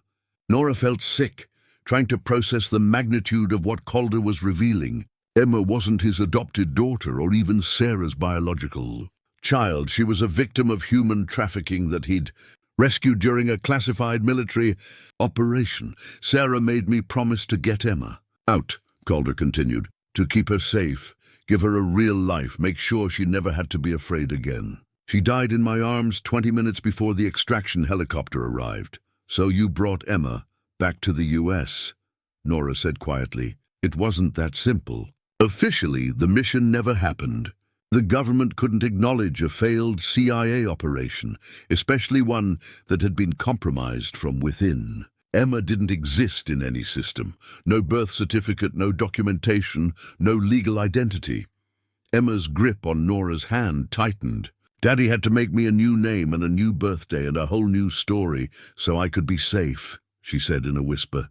He taught me English and how to be an American girl, and he said if I was very good and very careful, the bad people would never find me. I created false documentation, Calder said, made Emma my legally adopted daughter, gave us both new identities. For 3 years it worked. We had a normal life in Colorado. I did furniture making, Emma went to school, we were just a regular family. What changed? Nora asked, though she was beginning to understand. Someone started asking questions, making inquiries about a Navy SEAL named Marcus Wade, who disappeared after a classified mission. Then Emma got sick, and the medical tests, the insurance claims, the paper trail, it created visibility we couldn't afford. So you ran. We disappeared. Again. Created new identities. Came to Cedar Falls because it's remote, and most people here mind their own business. I thought we were safe. Emma looked up at Nora with eyes that held far too much knowledge for a child. I'm not really Emma Voss, she said sadly. I don't remember my real name from before. The bad people called me different things, and then Sarah called me Emma because she said it meant whole, and she wanted me to be whole again. Daddy kept the name because it was the only part of Sarah I had left. The devastating simplicity of Emma's explanation broke Nora's heart completely. This child had lost everything. her family, her name, her language, her very identity, and had been rebuilt piece by piece through the love of a dying CIA operative and a soldier who'd promised to keep her safe. The people who broke into your shop, Calder continued, they're either working for whoever betrayed my team originally, or they're connected to the trafficking network that Sarah was investigating. Either way, they want Emma back and they want me dead. But why now? Nora asked. After 3 years, Emma's illness brought us into the medical system. Even with false identities, there are patterns, facial recognition software, ways to track people who are trying to stay hidden. Someone connected the dots. Emma pulled her comfort blanket tighter around her shoulders, not the faded pink one Nora had first seen, she realized now, but a different one entirely. Everything about their story was layers upon layers of careful construction, truth mixed with necessity, love built on a foundation of secrets. What happens now? Nora asked, though she was afraid she already knew the answer. We run, Calder said simply. Tonight. I have contingency plans, safe houses, resources they don't know about. We can disappear again. For how long? As long as it takes. Maybe forever. The words hit Emma like physical blows. But what about Ms. Nora? She cried. What about my tea and my pictures on the wall, and Sunday dinners, and the garden we were going to plant? Sweetheart, Calder said gently, we can't put Ms. Nora in danger. The people looking for us, they'll hurt anyone they think is helping us. But I don't want to leave. Emma's voice rose to the edge of hysteria. I'm tired of running and being scared and having to remember which name to use and which story to tell. I want to stay here where people know me and care about me and where I'm not sick anymore. The anguish in her voice was unbearable. This child had finally found safety and belonging, only to have it ripped away by forces completely beyond her control.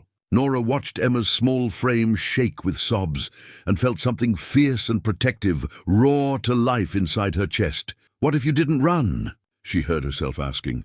Calder's head snapped up. What? What if instead of running we made a stand? What if we used the fact that they've found you to end this once and for all? Nora, these aren't people you negotiate with. They're killers, professional ones. But you're a professional too. And this is your home ground now.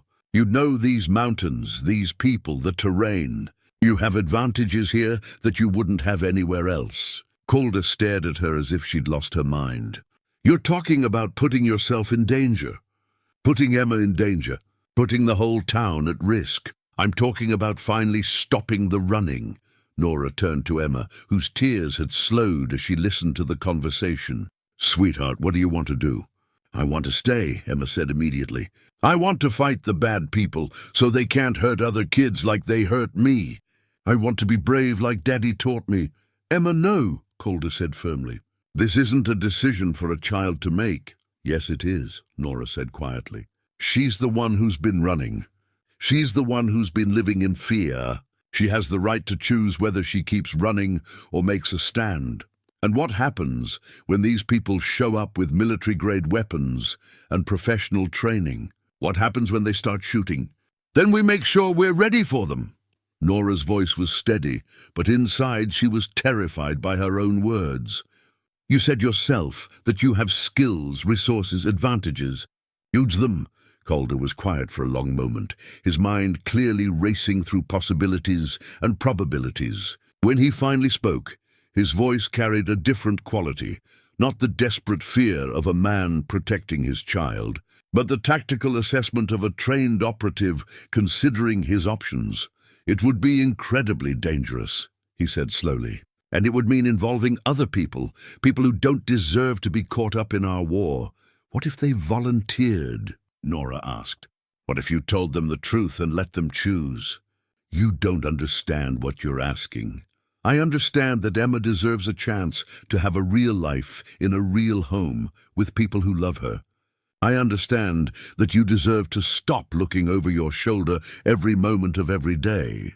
And I understand that sometimes the only way to be truly safe is to eliminate the threat entirely. Emma had stopped crying, listening to the adults discuss her future with the focused intensity she brought to all important matters. When both Calder and Nora looked at her, waiting for her input, she straightened her small shoulders with visible determination.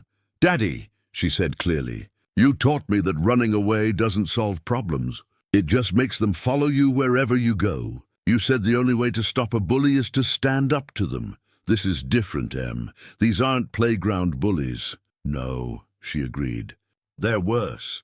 They hurt kids and they killed your friends and they made us live like scared rabbits for 3 whole years. Don't you think it's time to stop being scared?" The wisdom and courage in her words left both adults speechless. This child, who had every reason to choose safety and hiding, was instead choosing to fight for the right to belong somewhere. "If we do this," Calder said slowly, "there's no going back. Win or lose, everything changes." "Everything's already changed," Emma pointed out practically. "They found us, which means we can't stay here safely, and we can't run safely either. So we might as well try to win." Nora reached over and took Calder's hand, feeling the tension and conflict in his grip.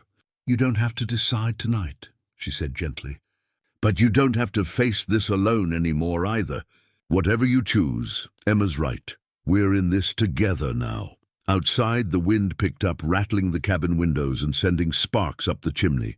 Somewhere in the darkness, people who meant them harm were getting closer, following trails of information and breadcrumbs that would eventually lead to this small sanctuary in the mountains. But inside the cabin, 3 people who had found each other against all odds were choosing love over fear, commitment over safety, and the possibility of a future worth fighting for over the certainty of a life spent running. The documents scattered across Calder's bed could wait until morning. The tactical planning, the difficult conversations with potential allies, the careful preparation for what was coming, all of that would happen in due time. For now, they held each other close and tried to memorize the feeling of being home. Because tomorrow they would begin the most dangerous journey of all, the fight to keep it. Dawn came grey and cold, bringing with it the harsh reality of what they'd committed to in the warm circle of firelight. Calder had spent most of the night awake, his mind cycling through tactical scenarios and contingency plans, while Emma slept between him and Nora on the couch. Her small body finally relaxed in the safety of their combined presence. By 6 a.m., he was pacing the cabin's small kitchen, a cup of black coffee growing cold in his hands as he mentally catalogued resources, weapons, and potential defensive positions. The survival kit he'd always kept ready sat open on the kitchen table, not the emergency supplies of a cautious civilian, but the carefully curated tools of someone who'd spent years preparing for the worst-case scenario. Inside the black duffel bag were items that painted a clear picture of exactly who Marcus Wade had been. Tactical communication equipment, night vision goggles, medical supplies that went far beyond basic first aid, and weapons that were definitely not legal for civilian ownership. Also in the kit were multiple sets of identification documents for both him and Emma, cash in various currencies, and detailed maps of escape routes from 3 different states. "You really were prepared to disappear at any moment," Nora said quietly, joining him in the kitchen while Emma still slept. "For 3 years. This bag was never more than 10 feet from Emma," he said, running his fingers over equipment he'd hoped never to use again. "Every night when I tucked her in, every morning when she went to school, every time we went to the grocery store, I knew exactly how long it would take me to grab this kit and get us both out of wherever we were. That must have been exhausting. It was necessary." His voice was flat, military precise. "Until now." They stood together in the dim kitchen light, both understanding that the moment they began making calls and involving other people, there would be no turning back. The careful civilian life Calder had built would be stripped away, revealing the trained killer underneath. Emma's innocent childhood would be over, replaced by the harsh reality of being a target in a war she never chose. "Are you sure about this?" Calder asked one final time. "Really sure? Because once we start, people are going to get hurt, maybe killed, and it might not work." Nora looked toward the couch where Emma slept, her dark hair spread across the pillow, her face peaceful in a way that spoke of complete trust in the adults who were making decisions about her future. "That little girl has already lost everything once," she said firmly. "Her family, her home, her very identity. She deserves the chance to keep what she's found here. We all do." The first call Calder made was to someone named Rodriguez, a conversation conducted in the kind of tactical shorthand that suggested years of shared operations and mutual trust. From Nora's side of the conversation, she gathered that Rodriguez was former military, currently running security for a private company, and someone who owed Calder several significant favors. "He can be here by tomorrow night," Calder said after ending the call. "Along with 2 other operators I trust absolutely. But Nora, these are hard men who've done hard things. They're not coming here to have a conversation. They're coming to end a threat permanently." The second call was to Sheriff Patricia Hawkins, a 20-year veteran of law enforcement who'd seen enough in her time to recognize when something required resources beyond what her small department could provide. Calder's explanation was carefully edited, but brutally honest about the core facts.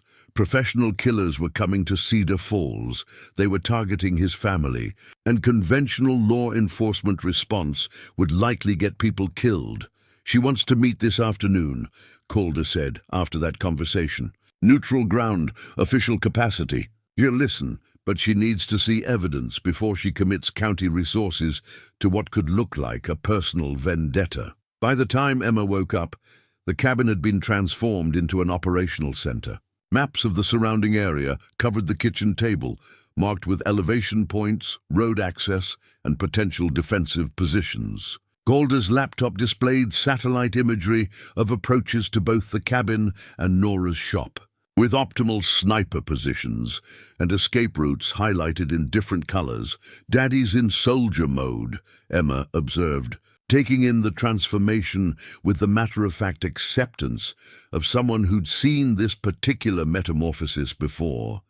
"Is that scary for you?" Nora asked gently. "Sometimes," Emma said honestly. "When Daddy becomes Soldier Daddy, it means really bad things are happening or about to happen. But it also means he knows how to keep us safe, so it's scared but safe instead of just scared." The distinction was heartbreaking in its precision.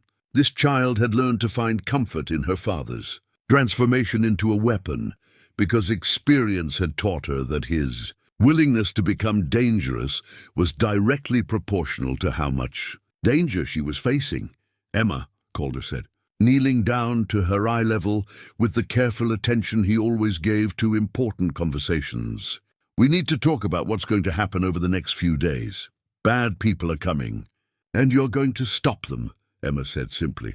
"That's right, but it means we can't stay here at the cabin, and you can't go to the shop like normal. We need to find somewhere safe for you to stay, while the grown-ups handle the dangerous stuff." Emma's face set in stubborn lines that Nora recognized.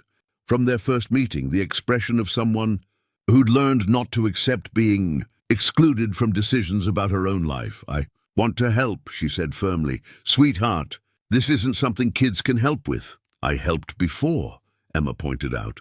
"When we had to leave Colorado really fast, I packed my own bag, and I didn't cry, and I didn't ask questions, and I did exactly what you told me to do. I can help like that." The reminder of their previous escape clearly hit Calder hard. He'd been asking this child to be braver and more resilient than most adults could manage, and she'd risen to every challenge without complaint. "This is different," he said gently. "This time, instead of running away from the danger, we're running toward it. That means there might be shooting and explosions and people trying to hurt everyone we care about. Will Miss Nora be in danger?" "Some, but she'll be with me and I'll keep her safe. Will you be in danger?" "Yes." Emma considered this with her characteristic seriousness, her small hands fidgeting with the hem of her pajama shirt. "If something bad happens to you, what happens to me?" The question hung in the air like a challenge. It was the core fear that had driven every decision Calder had made for 3 years. Not his own safety, but Emma's future if he wasn't there to protect her. "Miss Nora would take care of you," he said quietly. We've already talked about it. If something happens to me, you would live with her, and she would love you and keep you safe just like I do." Emma looked at Nora with solemn eyes. "Is that true?" "Completely true," Nora said without hesitation. "If your daddy can't take care of you, I will. For as long as you need me to, even if the bad people try to hurt me." "Especially then," Emma nodded, apparently satisfied with the arrangements for her continued care. "Okay, then I want to help fight the bad people so that Daddy stays safe and Ms. Nora stays safe and we can all live together in our family." "Emma, I know I can't shoot guns or fight with my hands," she continued with practical directness, "but I can watch for things and carry supplies and take care of hurt people with the plant medicine Ms. Nora taught me. I can help the way I'm good at helping." Calder looked at Nora over Emma's head, his expression torn between protective instinct and recognition that Emma had a point. She'd been part of this war since before she was old enough to understand what war meant. Trying to shield her from the reality of their situation might actually put her in more danger than including her in their plans. "If, and I mean if, you help," he said carefully. "You follow orders exactly, immediately, and without question. If I tell you to hide, you hide. If I tell you to run, you run. If I tell you to be quiet, you don't make a sound. Do you understand?" "Yes, sir," Emma said, using the formal address she'd learned during their previous crisis. The meeting with Sheriff Hawkins took place at the diner in town, chosen because it was public enough to feel non-threatening, but quiet enough for sensitive conversation. Patricia Hawkins was a woman in her 50s, with graying hair and the kind of direct gaze that came from years of dealing with people in crisis. She listened to Calder's explanation without interruption, occasionally making notes in a small leather notebook. "So let me make sure I understand," she said when he'd finished. "You're a former Navy SEAL operating under a false identity. The child you're protecting is a victim of human trafficking who was never officially rescued. And professional killers are coming to my county to eliminate both of you." "That's correct. And you want my department to help you stage an armed confrontation with these killers instead of, say, calling the FBI and letting federal authorities handle it." "The FBI can't be trusted," Calder said bluntly. "My team was betrayed by someone in the federal chain of command. For all I know, calling the FBI would be like sending these people a GPS coordinate." Sheriff Hawkins was quiet for a long moment, studying Calder's face with the practiced assessment of someone who'd learned to read truth in desperate situations. "I'll need proof," she said finally. "Documentation, photographs, something that corroborates at least part of this story. Because what you're asking me to do is commit my deputies to a military-style operation based on the word of a man whose legal name I don't even know." Calder reached into his jacket and withdrew a manila envelope, sliding it across the table without ceremony. "Photos from the Columbia operation, mission briefings with classification stamps, medical records from the hospital where Sarah Coleman died, Emma's original blood work from when I first brought her back to the States, showing evidence of malnutrition and trauma consistent with trafficking victims." The sheriff opened the envelope carefully, her expression growing more grim with each document she reviewed. When she reached the photographs, images that clearly showed the aftermath of significant violence, her jaw tightened with barely controlled anger.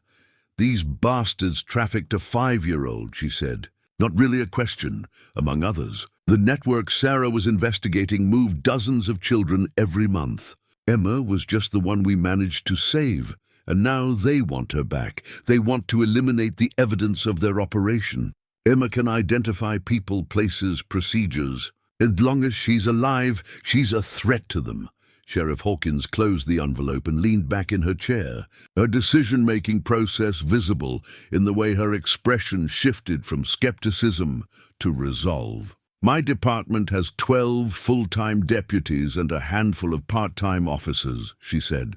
"We're equipped for domestic disputes, drunk drivers, and the occasional drug bust. We are not equipped to take on professional killers.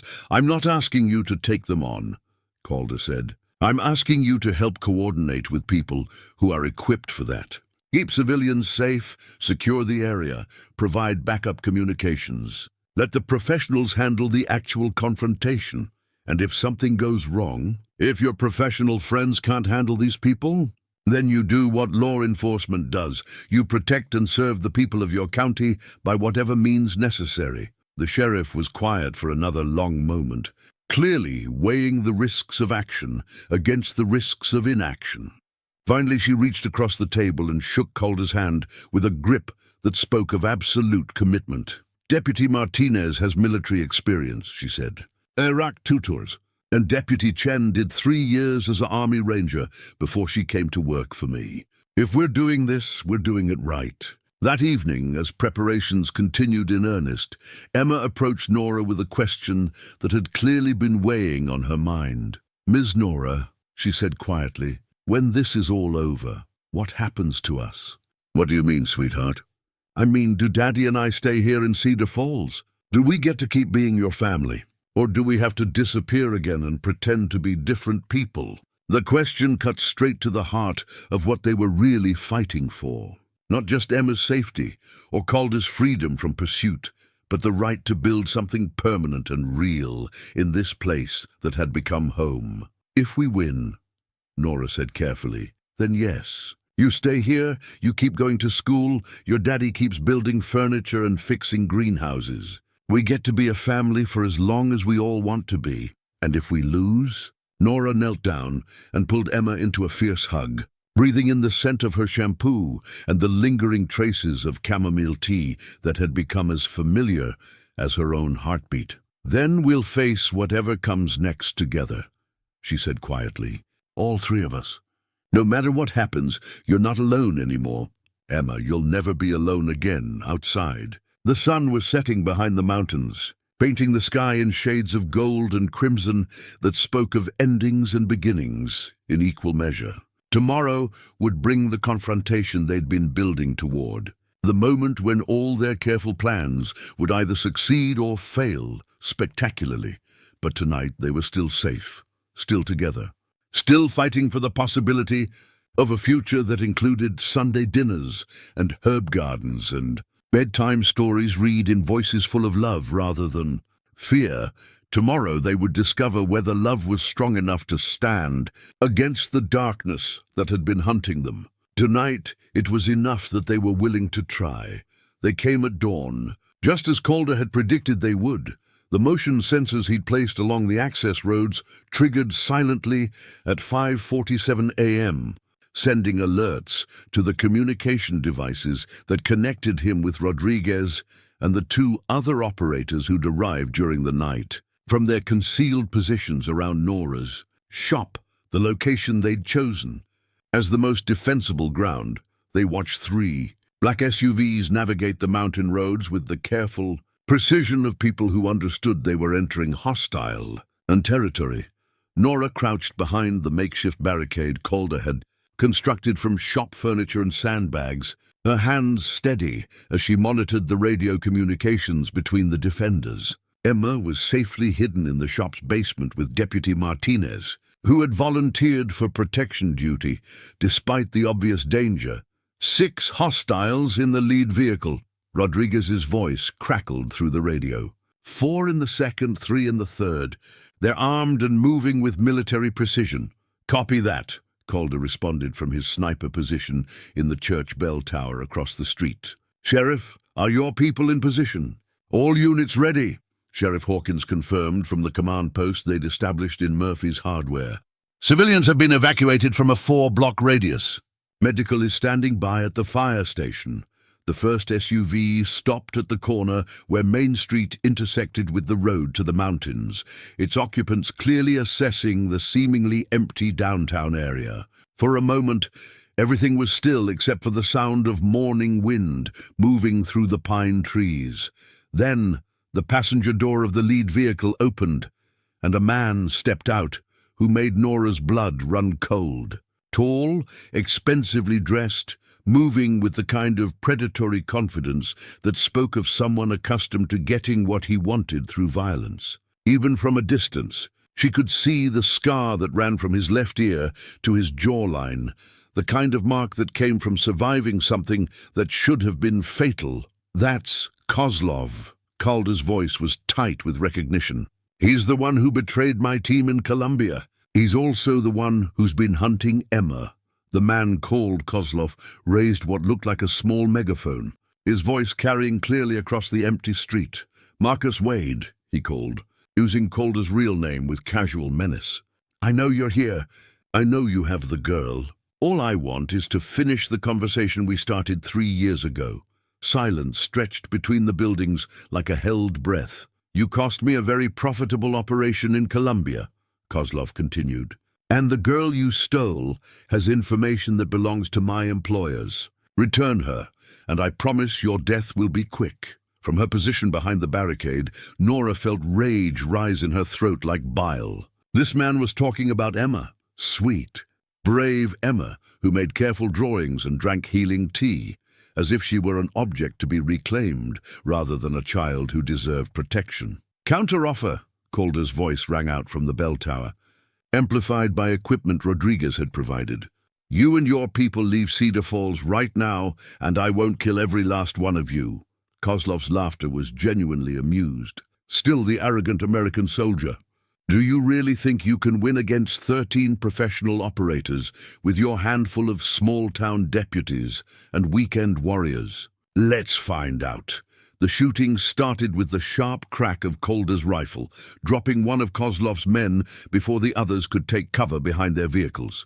After that, the morning erupted into controlled chaos as both sides engaged with the kind of tactical precision that turned a small mountain town into a battlefield. Rodriguez and his team moved like ghosts among the buildings, using their knowledge of the terrain and superior positioning to pick off targets while avoiding the concentrated return fire from the attackers. The sheriff's deputies provided supporting fire and coordinated movement, their military training evident in the way they covered each other's advancement. But Kozlov's people were professionals too, and they adapted quickly to the defensive setup. Within minutes, they'd organized into 3 separate assault teams, using the SUVs as mobile cover while they advanced on the shop from different angles. They're trying to flank us, Deputy Chen's voice came through the radio, breathless but steady. Moving up the alley behind the post office. Copy. Rodriguez, can you intercept? Already moving. Nora watched through a gap in the barricade as Rodriguez appeared like a shadow at the mouth of the alley, his automatic weapon chattering in short, controlled bursts. 2 of the flanking attackers went down immediately, but the third managed to reach cover behind a dumpster, pinning Rodriguez in place with suppressing fire. He needs help, Nora said into her radio. Stay put, Calder ordered. You're not trained for this. But even as he spoke, she could see the tactical situation developing. The attacker behind the dumpster had a clear line of sight to Rodriguez's position, and sooner or later he would work up the angle to take a killing shot. Unless someone created a distraction. Without allowing herself to think about what she was doing, Nora grabbed one of the smoke grenades Calder had given her and pulled the pin. She counted to 3, then hurled it as hard as she could toward the alley entrance. The smoke billowed instantly, creating a grey wall that blocked the attacker's sightlines. Rodriguez used the cover to change position, and his next burst of fire ended the threat permanently. Nice throw, his voice came through the radio, and Nora felt a fierce surge of pride at contributing to Emma's protection. The battle continued for another 20 minutes. A deadly game of movement and counter-movement that gradually shifted in favor of the defenders. Kozlov's people were skilled, but they were fighting on unfamiliar ground, against opponents who knew every building, every sightline, every potential advantage, one by one. The attackers were eliminated or forced to retreat to less advantageous positions. By the time the sun had fully risen, only 4 of Kozlov's original 13 remained effective, including Kozlov himself. This ends now, Calder's voice carried across the battlefield. Kozlov, just you and me. No weapons, no backup. Winner takes all. And if I refuse? Then my friends keep picking off your people until you're the only one left, and then they kill you anyway. At least this way, you get to die fighting instead of cowering behind a car. There was a long pause before Kozlov emerged from behind his SUV, his hands raised to show he carried no weapons. He walked to the center of Main Street with the confidence of someone who'd spent years training for exactly this kind of confrontation. Calder climbed down from the bell tower, moving with the fluid economy of a predator approaching prey. When he reached the street, he stripped off his tactical vest and weapons, leaving himself armed with nothing but his hands and 3 years of rage over what this man had cost him. They circled each other like dancers, each looking for an opening, each understanding that only one of them would walk away from this encounter. When they finally engaged, it was with the brutal efficiency of trained killers who had nothing left to lose. The fight was brief and vicious. Kozlov was skilled, but Calder was fighting for something more powerful than professional pride or criminal profit. He was fighting for Emma's right to live free from fear, for Nora's right to love without terror, for his own right to build a life based on something other than violence. When it ended, Kozlov lay motionless in the dust of Main Street, and Calder stood over him with blood on his knuckles and victory burning in his eyes. Chapter 11. Climax. Part 2. The immediate aftermath of violence was always harder than the violence itself. As the sound of gunfire faded and the smoke cleared, Cedar Falls looked like a war zone. Broken windows, bullet holes in building walls, overturned vehicles, and the kind of damage that would take months to repair. But they had won. Emma emerged from the basement with Deputy Martinez, her face pale but determined as she took in the destruction that had been necessary to keep her safe. She ran straight to Calder, who caught her in a fierce embrace that spoke of a father's relief at having successfully protected his child from the worst the world could offer. "Are the bad people gone?" she asked, her voice small but steady. "They're gone, sweetheart, all of them. They'll never hurt you again." Sheriff Hawkins coordinated the cleanup with the efficiency of someone who'd dealt with crisis situations before, though nothing quite like this one. The surviving attackers were taken into federal custody. It turned out that Rodriguez had contacts in several government agencies who were very interested in dismantling the trafficking network that had been operating for years under official protection. "It's over," Rodriguez told Calder as they watched the last of the evidence being loaded into official vehicles. "The corruption investigation will take months, but Kozlov's network is finished. Emma's safe, and your identity is being officially restored. Marcus Wade is no longer a wanted man." The words seemed to hit Calder with unexpected force. For 3 years, he'd been living in the shadow of a false identity, always ready to run, never able to fully commit to the life he was building. Now suddenly, he was free to choose who he wanted to be without the weight of past secrets or future threats. "What does that mean for us?" Emma asked, apparently following the conversation better than the adults had realized. "It means we get to stay," Calder said, kneeling down to her level. "We get to keep our house and our family and our life here. No more running, no more hiding, no more being afraid of people finding us, and Miss Nora gets to stay too. If she wants to." Emma turned to Nora with eyes that held a mixture of hope and determination that was heartbreaking in its intensity. "Do you want to stay? Do you want to keep being our family?" The question was so much larger than it appeared on the surface. Emma wasn't just asking about living arrangements or continued proximity. She was asking whether Nora was willing to commit to loving them through whatever came next. Whether she was brave enough to choose the complicated joy of building a life with people who'd already survived losing everything once. "Yes," Nora said without hesitation. "I want to stay. I want to be your family for as long as you'll have me." What happened next was something Calder would remember for the rest of his life. Standing in the middle of Main Street, surrounded by the evidence of the battle they'd fought to protect their right to love each other, he took Nora's hands in his and spoke the words that had been building in his heart for weeks. "Nora," he said, his voice rough with emotion, "I know this isn't the most romantic setting, and I know we've only known each other for a short time, but I also know that some things are too important to wait for perfect circumstances." He reached into his pocket and withdrew something small wrapped in soft cloth. not a ring. She realized, but something else entirely. This was Sarah's, he said, unwrapping a small silver locket engraved with delicate flowers. She asked me to give it to the woman who would help me raise Emma. When I found someone worthy of that trust, he opened the locket to reveal a photograph of Emma at age 5, taken shortly after he'd first brought her home. The little girl in the picture looked fragile and uncertain, nothing like the confident child who stood beside them now. Sarah said that anyone who could help heal Emma's heart would have proven they understood what it meant to love someone else's child as completely as their own. She wanted that person to have this as a symbol of the family we'd all be building together. Tears were streaming down Nora's face as she accepted the locket, understanding the profound significance of what he was offering her.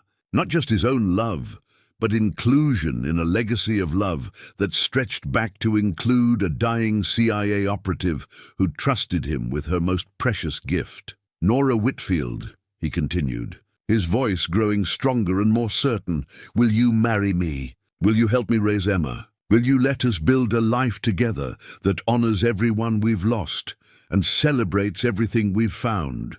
Yes, she whispered, then louder. Yes, absolutely yes. Emma cheered and threw herself into a group hug that included both adults, her joy infectious enough to make the gathered law enforcement officers and emergency responders break into spontaneous applause. But it was Emma's voice that captured the moment perfectly, carrying across the damaged street with the clarity of someone who understood exactly what had been won through their morning's battle. We did it, she called out, her 8-year-old voice ringing with triumph. We fought for our family and we won. And in that moment, as Calder kissed his future wife while holding his beloved daughter, surrounded by the people who'd chosen to stand with them against impossible odds, he spoke the vow that would define the rest of their lives together.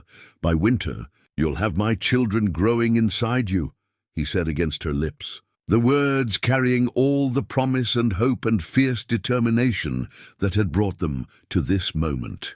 We're going to build something beautiful together, something worth all of this. It wasn't just a declaration of intent, it was a vow that their love would create new life, that their family would grow beyond what trauma had tried to destroy, that the future would be about joy and creation rather than fear and survival. Emma, not quite understanding the adult implications, but sensing the importance of the moment, added her own voice to the promise, and I'm going to be the best big sister ever. Around them, Cedar Falls was already beginning the process of healing and rebuilding. The broken windows would be replaced, the bullet holes filled and painted over, the scars of battle gradually faded by time and care. But the bonds forged in crisis between Calder and Nora, between their small family and the community that had chosen to protect them, those would only grow stronger. As they walked toward healing roots to begin the long process of cleaning up and moving forward, Nora felt Sarah's locket warm against her throat, a tangible reminder that love could transcend death, that family could be built from choice as much as blood, and that sometimes the most beautiful futures grew from the darkest soil. 6 months later, February, the first snow of the real winter, arrived on a Tuesday morning, blanketing Cedar Falls in the kind of pristine white that made every familiar landmark look like something from a fairy tale. Nora stood at the kitchen window of their cabin, officially their cabin now, with papers signed and a mortgage in both their names, watching Emma build a snow fort with the focused determination she brought to all her projects. Her hand rested on the gentle curve of her belly, where Calder's promise was becoming beautifully, tangibly real. At 4 months along, she was just beginning to show, and the doctor in Denver had confirmed what her grandmother's remedies and her own intuition had already told her. She was carrying twins. Daddy says twins run in his family, Emma had announced when they'd shared the news with her, which means I'm going to have 2 babies to teach everything to instead of just 1. That's going to be a lot of work, but I think I'm ready for it. The wedding had been small and perfect, held in the rebuilt greenhouse on a crisp October afternoon when the autumn colors were at their peak. Emma had walked down the aisle first, scattering flower petals and practically glowing with pride at her role as both flower girl and maid of honor. Sheriff Hawkins had officiated, Rodriguez had served as best man, and half the town had crowded into the space to celebrate the union of three people who'd fought for their right to become a family. Calder's vow that day had been simple and devastating in its honesty. I promise to love you through whatever storms come, to build with you whatever peace we can find, and to never stop fighting for the life we're creating together. Nora's response had been equally direct. I promise to heal what can be healed, to hold what needs holding, and to choose this love every single day for the rest of my life. But it was Emma who'd stolen the show with her own addition to the ceremony, speaking directly to Nora with the clarity that had always been her gift. I promise to be the best daughter I can be, and to help take care of our babies when they come, and to always remember that you chose to love us even when it was scary and hard. Now, watching Emma through the snow-covered window, Nora marveled at how naturally they'd all settled into their new roles. Calder had officially reclaimed his identity as Marcus Wade and started a custom furniture business that was already drawing clients from 3 counties. His pieces, sturdy, beautiful things, made with the precision of someone who understood that what you built with your hands needed to last, were becoming known throughout the region. Emma was thriving in school, her quick mind and artistic talents earning praise from teachers who had no idea what she'd survived to get there. Her health had stabilized completely on the herbal remedies, and she'd become Nora's unofficial assistant in the shop, greeting customers with confidence and helping prepare simple teas with the competence of someone twice her age. The shop itself had been expanded and renovated, with a new wing dedicated to children's wellness and family counseling. Nora had partnered with a therapist from Denver who specialized in trauma recovery, offering a holistic approach that combined traditional healing with modern psychological support. They were booked solid through the spring, helping families who'd heard about the unusual success stories coming out of Cedar Falls. The babies are active today, Nora said, as Calder joined her at the window, wrapping his arms around her from behind and settling his hands over her growing belly. They're going to be fighters like their mom, he said, pressing a kiss to her temple, and probably as stubborn as their big sister. Through the window, they watched Emma add the finishing touches to her snow fort, complete with carefully shaped windows and what appeared to be a small flag made from one of her old t-shirts. What do you think she's building over there? Nora asked, knowing Emma. Probably a safe house for injured wildlife, or a medical station for snow angels, or a fortress to protect the herb garden from winter damage. They were all reasonable guesses. Emma's imagination had always run toward protection and healing. Her games and projects focused on creating safety for vulnerable things. It was how she processed her own early trauma, by becoming someone who sheltered others from the kind of harm she'd experienced. The kitchen door burst open, bringing with it a swirl of snow and cold air, and Emma's excited chatter. "Come see what I built," she announced, kicking off her boots and shaking snow from her coat with practiced efficiency. "It's a special project for the babies." She led them outside, bouncing with the kind of energy that suggested something truly important was about to be revealed. The snow fort was indeed impressive. But what made Nora catch her breath was the small garden space Emma had carefully cleared and marked with stakes driven into the frozen ground. "It's going to be their first garden," Emma explained seriously. "I measured it so each baby gets exactly the same amount of space, and I already picked out what we're going to plant.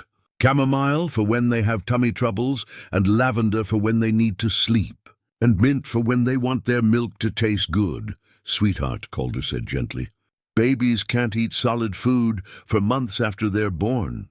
"I know that," Emma said with the patience of someone explaining something obvious to slow adults. "But the garden will be ready when they are. And besides, Miss Nora can use the herbs in her teas while she's nursing them, so they'll get the benefits even before they can eat real food." The thoughtfulness of the plan, The way she'd already worked out the practical details of caring for siblings who wouldn't be born for months. Left both adults speechless with love. "Emma," Nora said softly, "that's the most beautiful gift anyone could give them. Do you think they'll like it?" "I think they'll love it. And I think they're incredibly lucky to have you as their big sister." That evening, after Emma had gone to bed with a new book and promises to read quietly for only 30 minutes before lights out, Nora and Calder sat by the fire discussing the kinds of domestic details that had once seemed impossible to imagine. "We'll need to convert the spare room into a nursery," Calder said, his hands busy with the wood carving he'd taken up as a way to process the peaceful emotions that were still sometimes harder to handle than dangerous ones. "And child-proof everything," Nora added. "Emma's old enough to know what's safe and what isn't. But twins are going to be a whole different level of chaos. Good chaos, though. The best kind." They sat in comfortable silence for a while, each lost in contemplation of the future they were building together. Outside, the snow continued to fall, adding layers of quiet beauty to a world that had once seemed defined by uncertainty and fear. "Marcus," Nora said, using his real name with the pleasure she still felt at being able to speak it freely. "Do you ever think about what Sarah would say if she could see us now?" He was quiet for so long, she wondered if she'd overstepped by bringing up the woman whose blessing had made their family possible. But when he finally spoke, his voice was warm with certainty. "I think she'd be proud," he said. "Emma's healthy and happy and safe. She's got a mother who loves her completely, and siblings on the way who'll grow up knowing they're part of something bigger than themselves." Sarah wanted Emma to have a family. Not just people taking care of her, but real belonging. Mission accomplished. "And what about you? Are you happy?" The question was one she'd been carrying for weeks, needing to hear his answer but afraid of what it might be. This man had given up everything to protect a child who wasn't biologically his, had built and lost and rebuilt again, had fought literal battles for the right to choose love over survival. Was domestic happiness enough for someone who'd lived at such extremes? "Nora," he said, setting down his carving and turning to face her fully, 3 years ago, I thought happiness was just the absence of immediate danger. I thought the best I could hope for was keeping Emma alive and unafraid, maybe finding some peace in quiet places." He reached over and took her hands, his calloused fingers intertwining with hers. "Now I wake up every morning in a bed I share with my wife, in a house we own together, listening to our daughter getting ready for school, and knowing that our babies are growing healthy and strong. I spend my days building things that will last instead of planning escapes. I fall asleep every night knowing that tomorrow will bring more of the same beautiful, ordinary, extraordinary life we've created." His voice grew rough with emotion. "This isn't just happiness, Nora. This is joy. This is the kind of deep contentment I didn't even know was possible." As if summoned by their conversation, Emma appeared in the hallway in her pajamas, hair braided for sleep and clutching the wooden bird that remained her most treasured possession. "I heard talking," she said, padding over to join them by the fire. "Are you having grown-up worries about the babies?" "No worries," Nora assured her, making room on the couch. "Just grown-up gratitude about everything good in our lives." "Oh." Emma settled between them with the satisfaction of someone claiming her rightful place. "I have that too, especially at nighttime when everyone's safe and warm and together. What does grown-up gratitude feel like for an 8-year-old? Calder asked, smoothing her braided hair. "Like my heart is too full for my body," Emma said matter-of-factly. "Like I might float away from how happy I am. Except I'm anchored down by how much I love you both." The simple poetry of her description captured something essential about the life they'd built together. A happiness so complete it felt almost gravity-defying, balanced by love that kept them grounded in the real world of daily choices and shared responsibilities. Later, after Emma had been tucked back into bed with additional hugs and promises that they'd still be there in the morning, Nora and Calder stood together in their bedroom, preparing for sleep in the unhurried way of people who had nowhere else they needed to be. 6 months ago, I was alone, Nora said, brushing her hair with slow, meditative strokes. My biggest concerns were inventory management and whether Mrs. Hartwell would remember to take her arthritis tea twice daily instead of 3 times. 6 months ago, Emma and I were living like ghosts, Calder replied, changing into sleep clothes with the efficiency of old habit, always ready to disappear, never able to put down roots or make real plans. And now we're planting gardens for babies who won't be born until summer. Now we're talking about college funds and family traditions and whether we want to add on to the house or look for something bigger. Nora set down her brush and turned to face him, taking in the sight of this man who'd become her anchor and her adventure all at once. In the soft lamplight, the tension lines around his eyes had smoothed into something approaching peace. "By winter, you said," she reminded him, her hand moving instinctively to her belly. "You promised that by winter I'd have your children growing inside me." "Best promise I ever made," he said, crossing to her and pulling her into his arms. "Best promise I ever kept." Outside their window, Cedar Falls slept under its blanket of snow, the small mountain town that had given them sanctuary and witnessed their transformation from broken individuals into something whole and strong and lasting. In the spring, Emma's garden would bloom with healing herbs for the siblings she'd never met but already loved. In the summer, twin babies would arrive to complete a family that had been built from choice and commitment rather than chance. But tonight, as Nora fell asleep in her husband's arms, with their children safe in her womb and their daughter secure in the next room, she understood that they'd already achieved everything that mattered. They'd fought for love and won. They'd chosen each other and been chosen in return. They'd learned that sometimes the most beautiful futures grew from the most difficult ground. And in the quiet darkness of their shared bedroom, surrounded by the sounds of their family breathing safely through another peaceful night, Nora Whitfield Wade finally understood what it meant to be completely, unshakably home.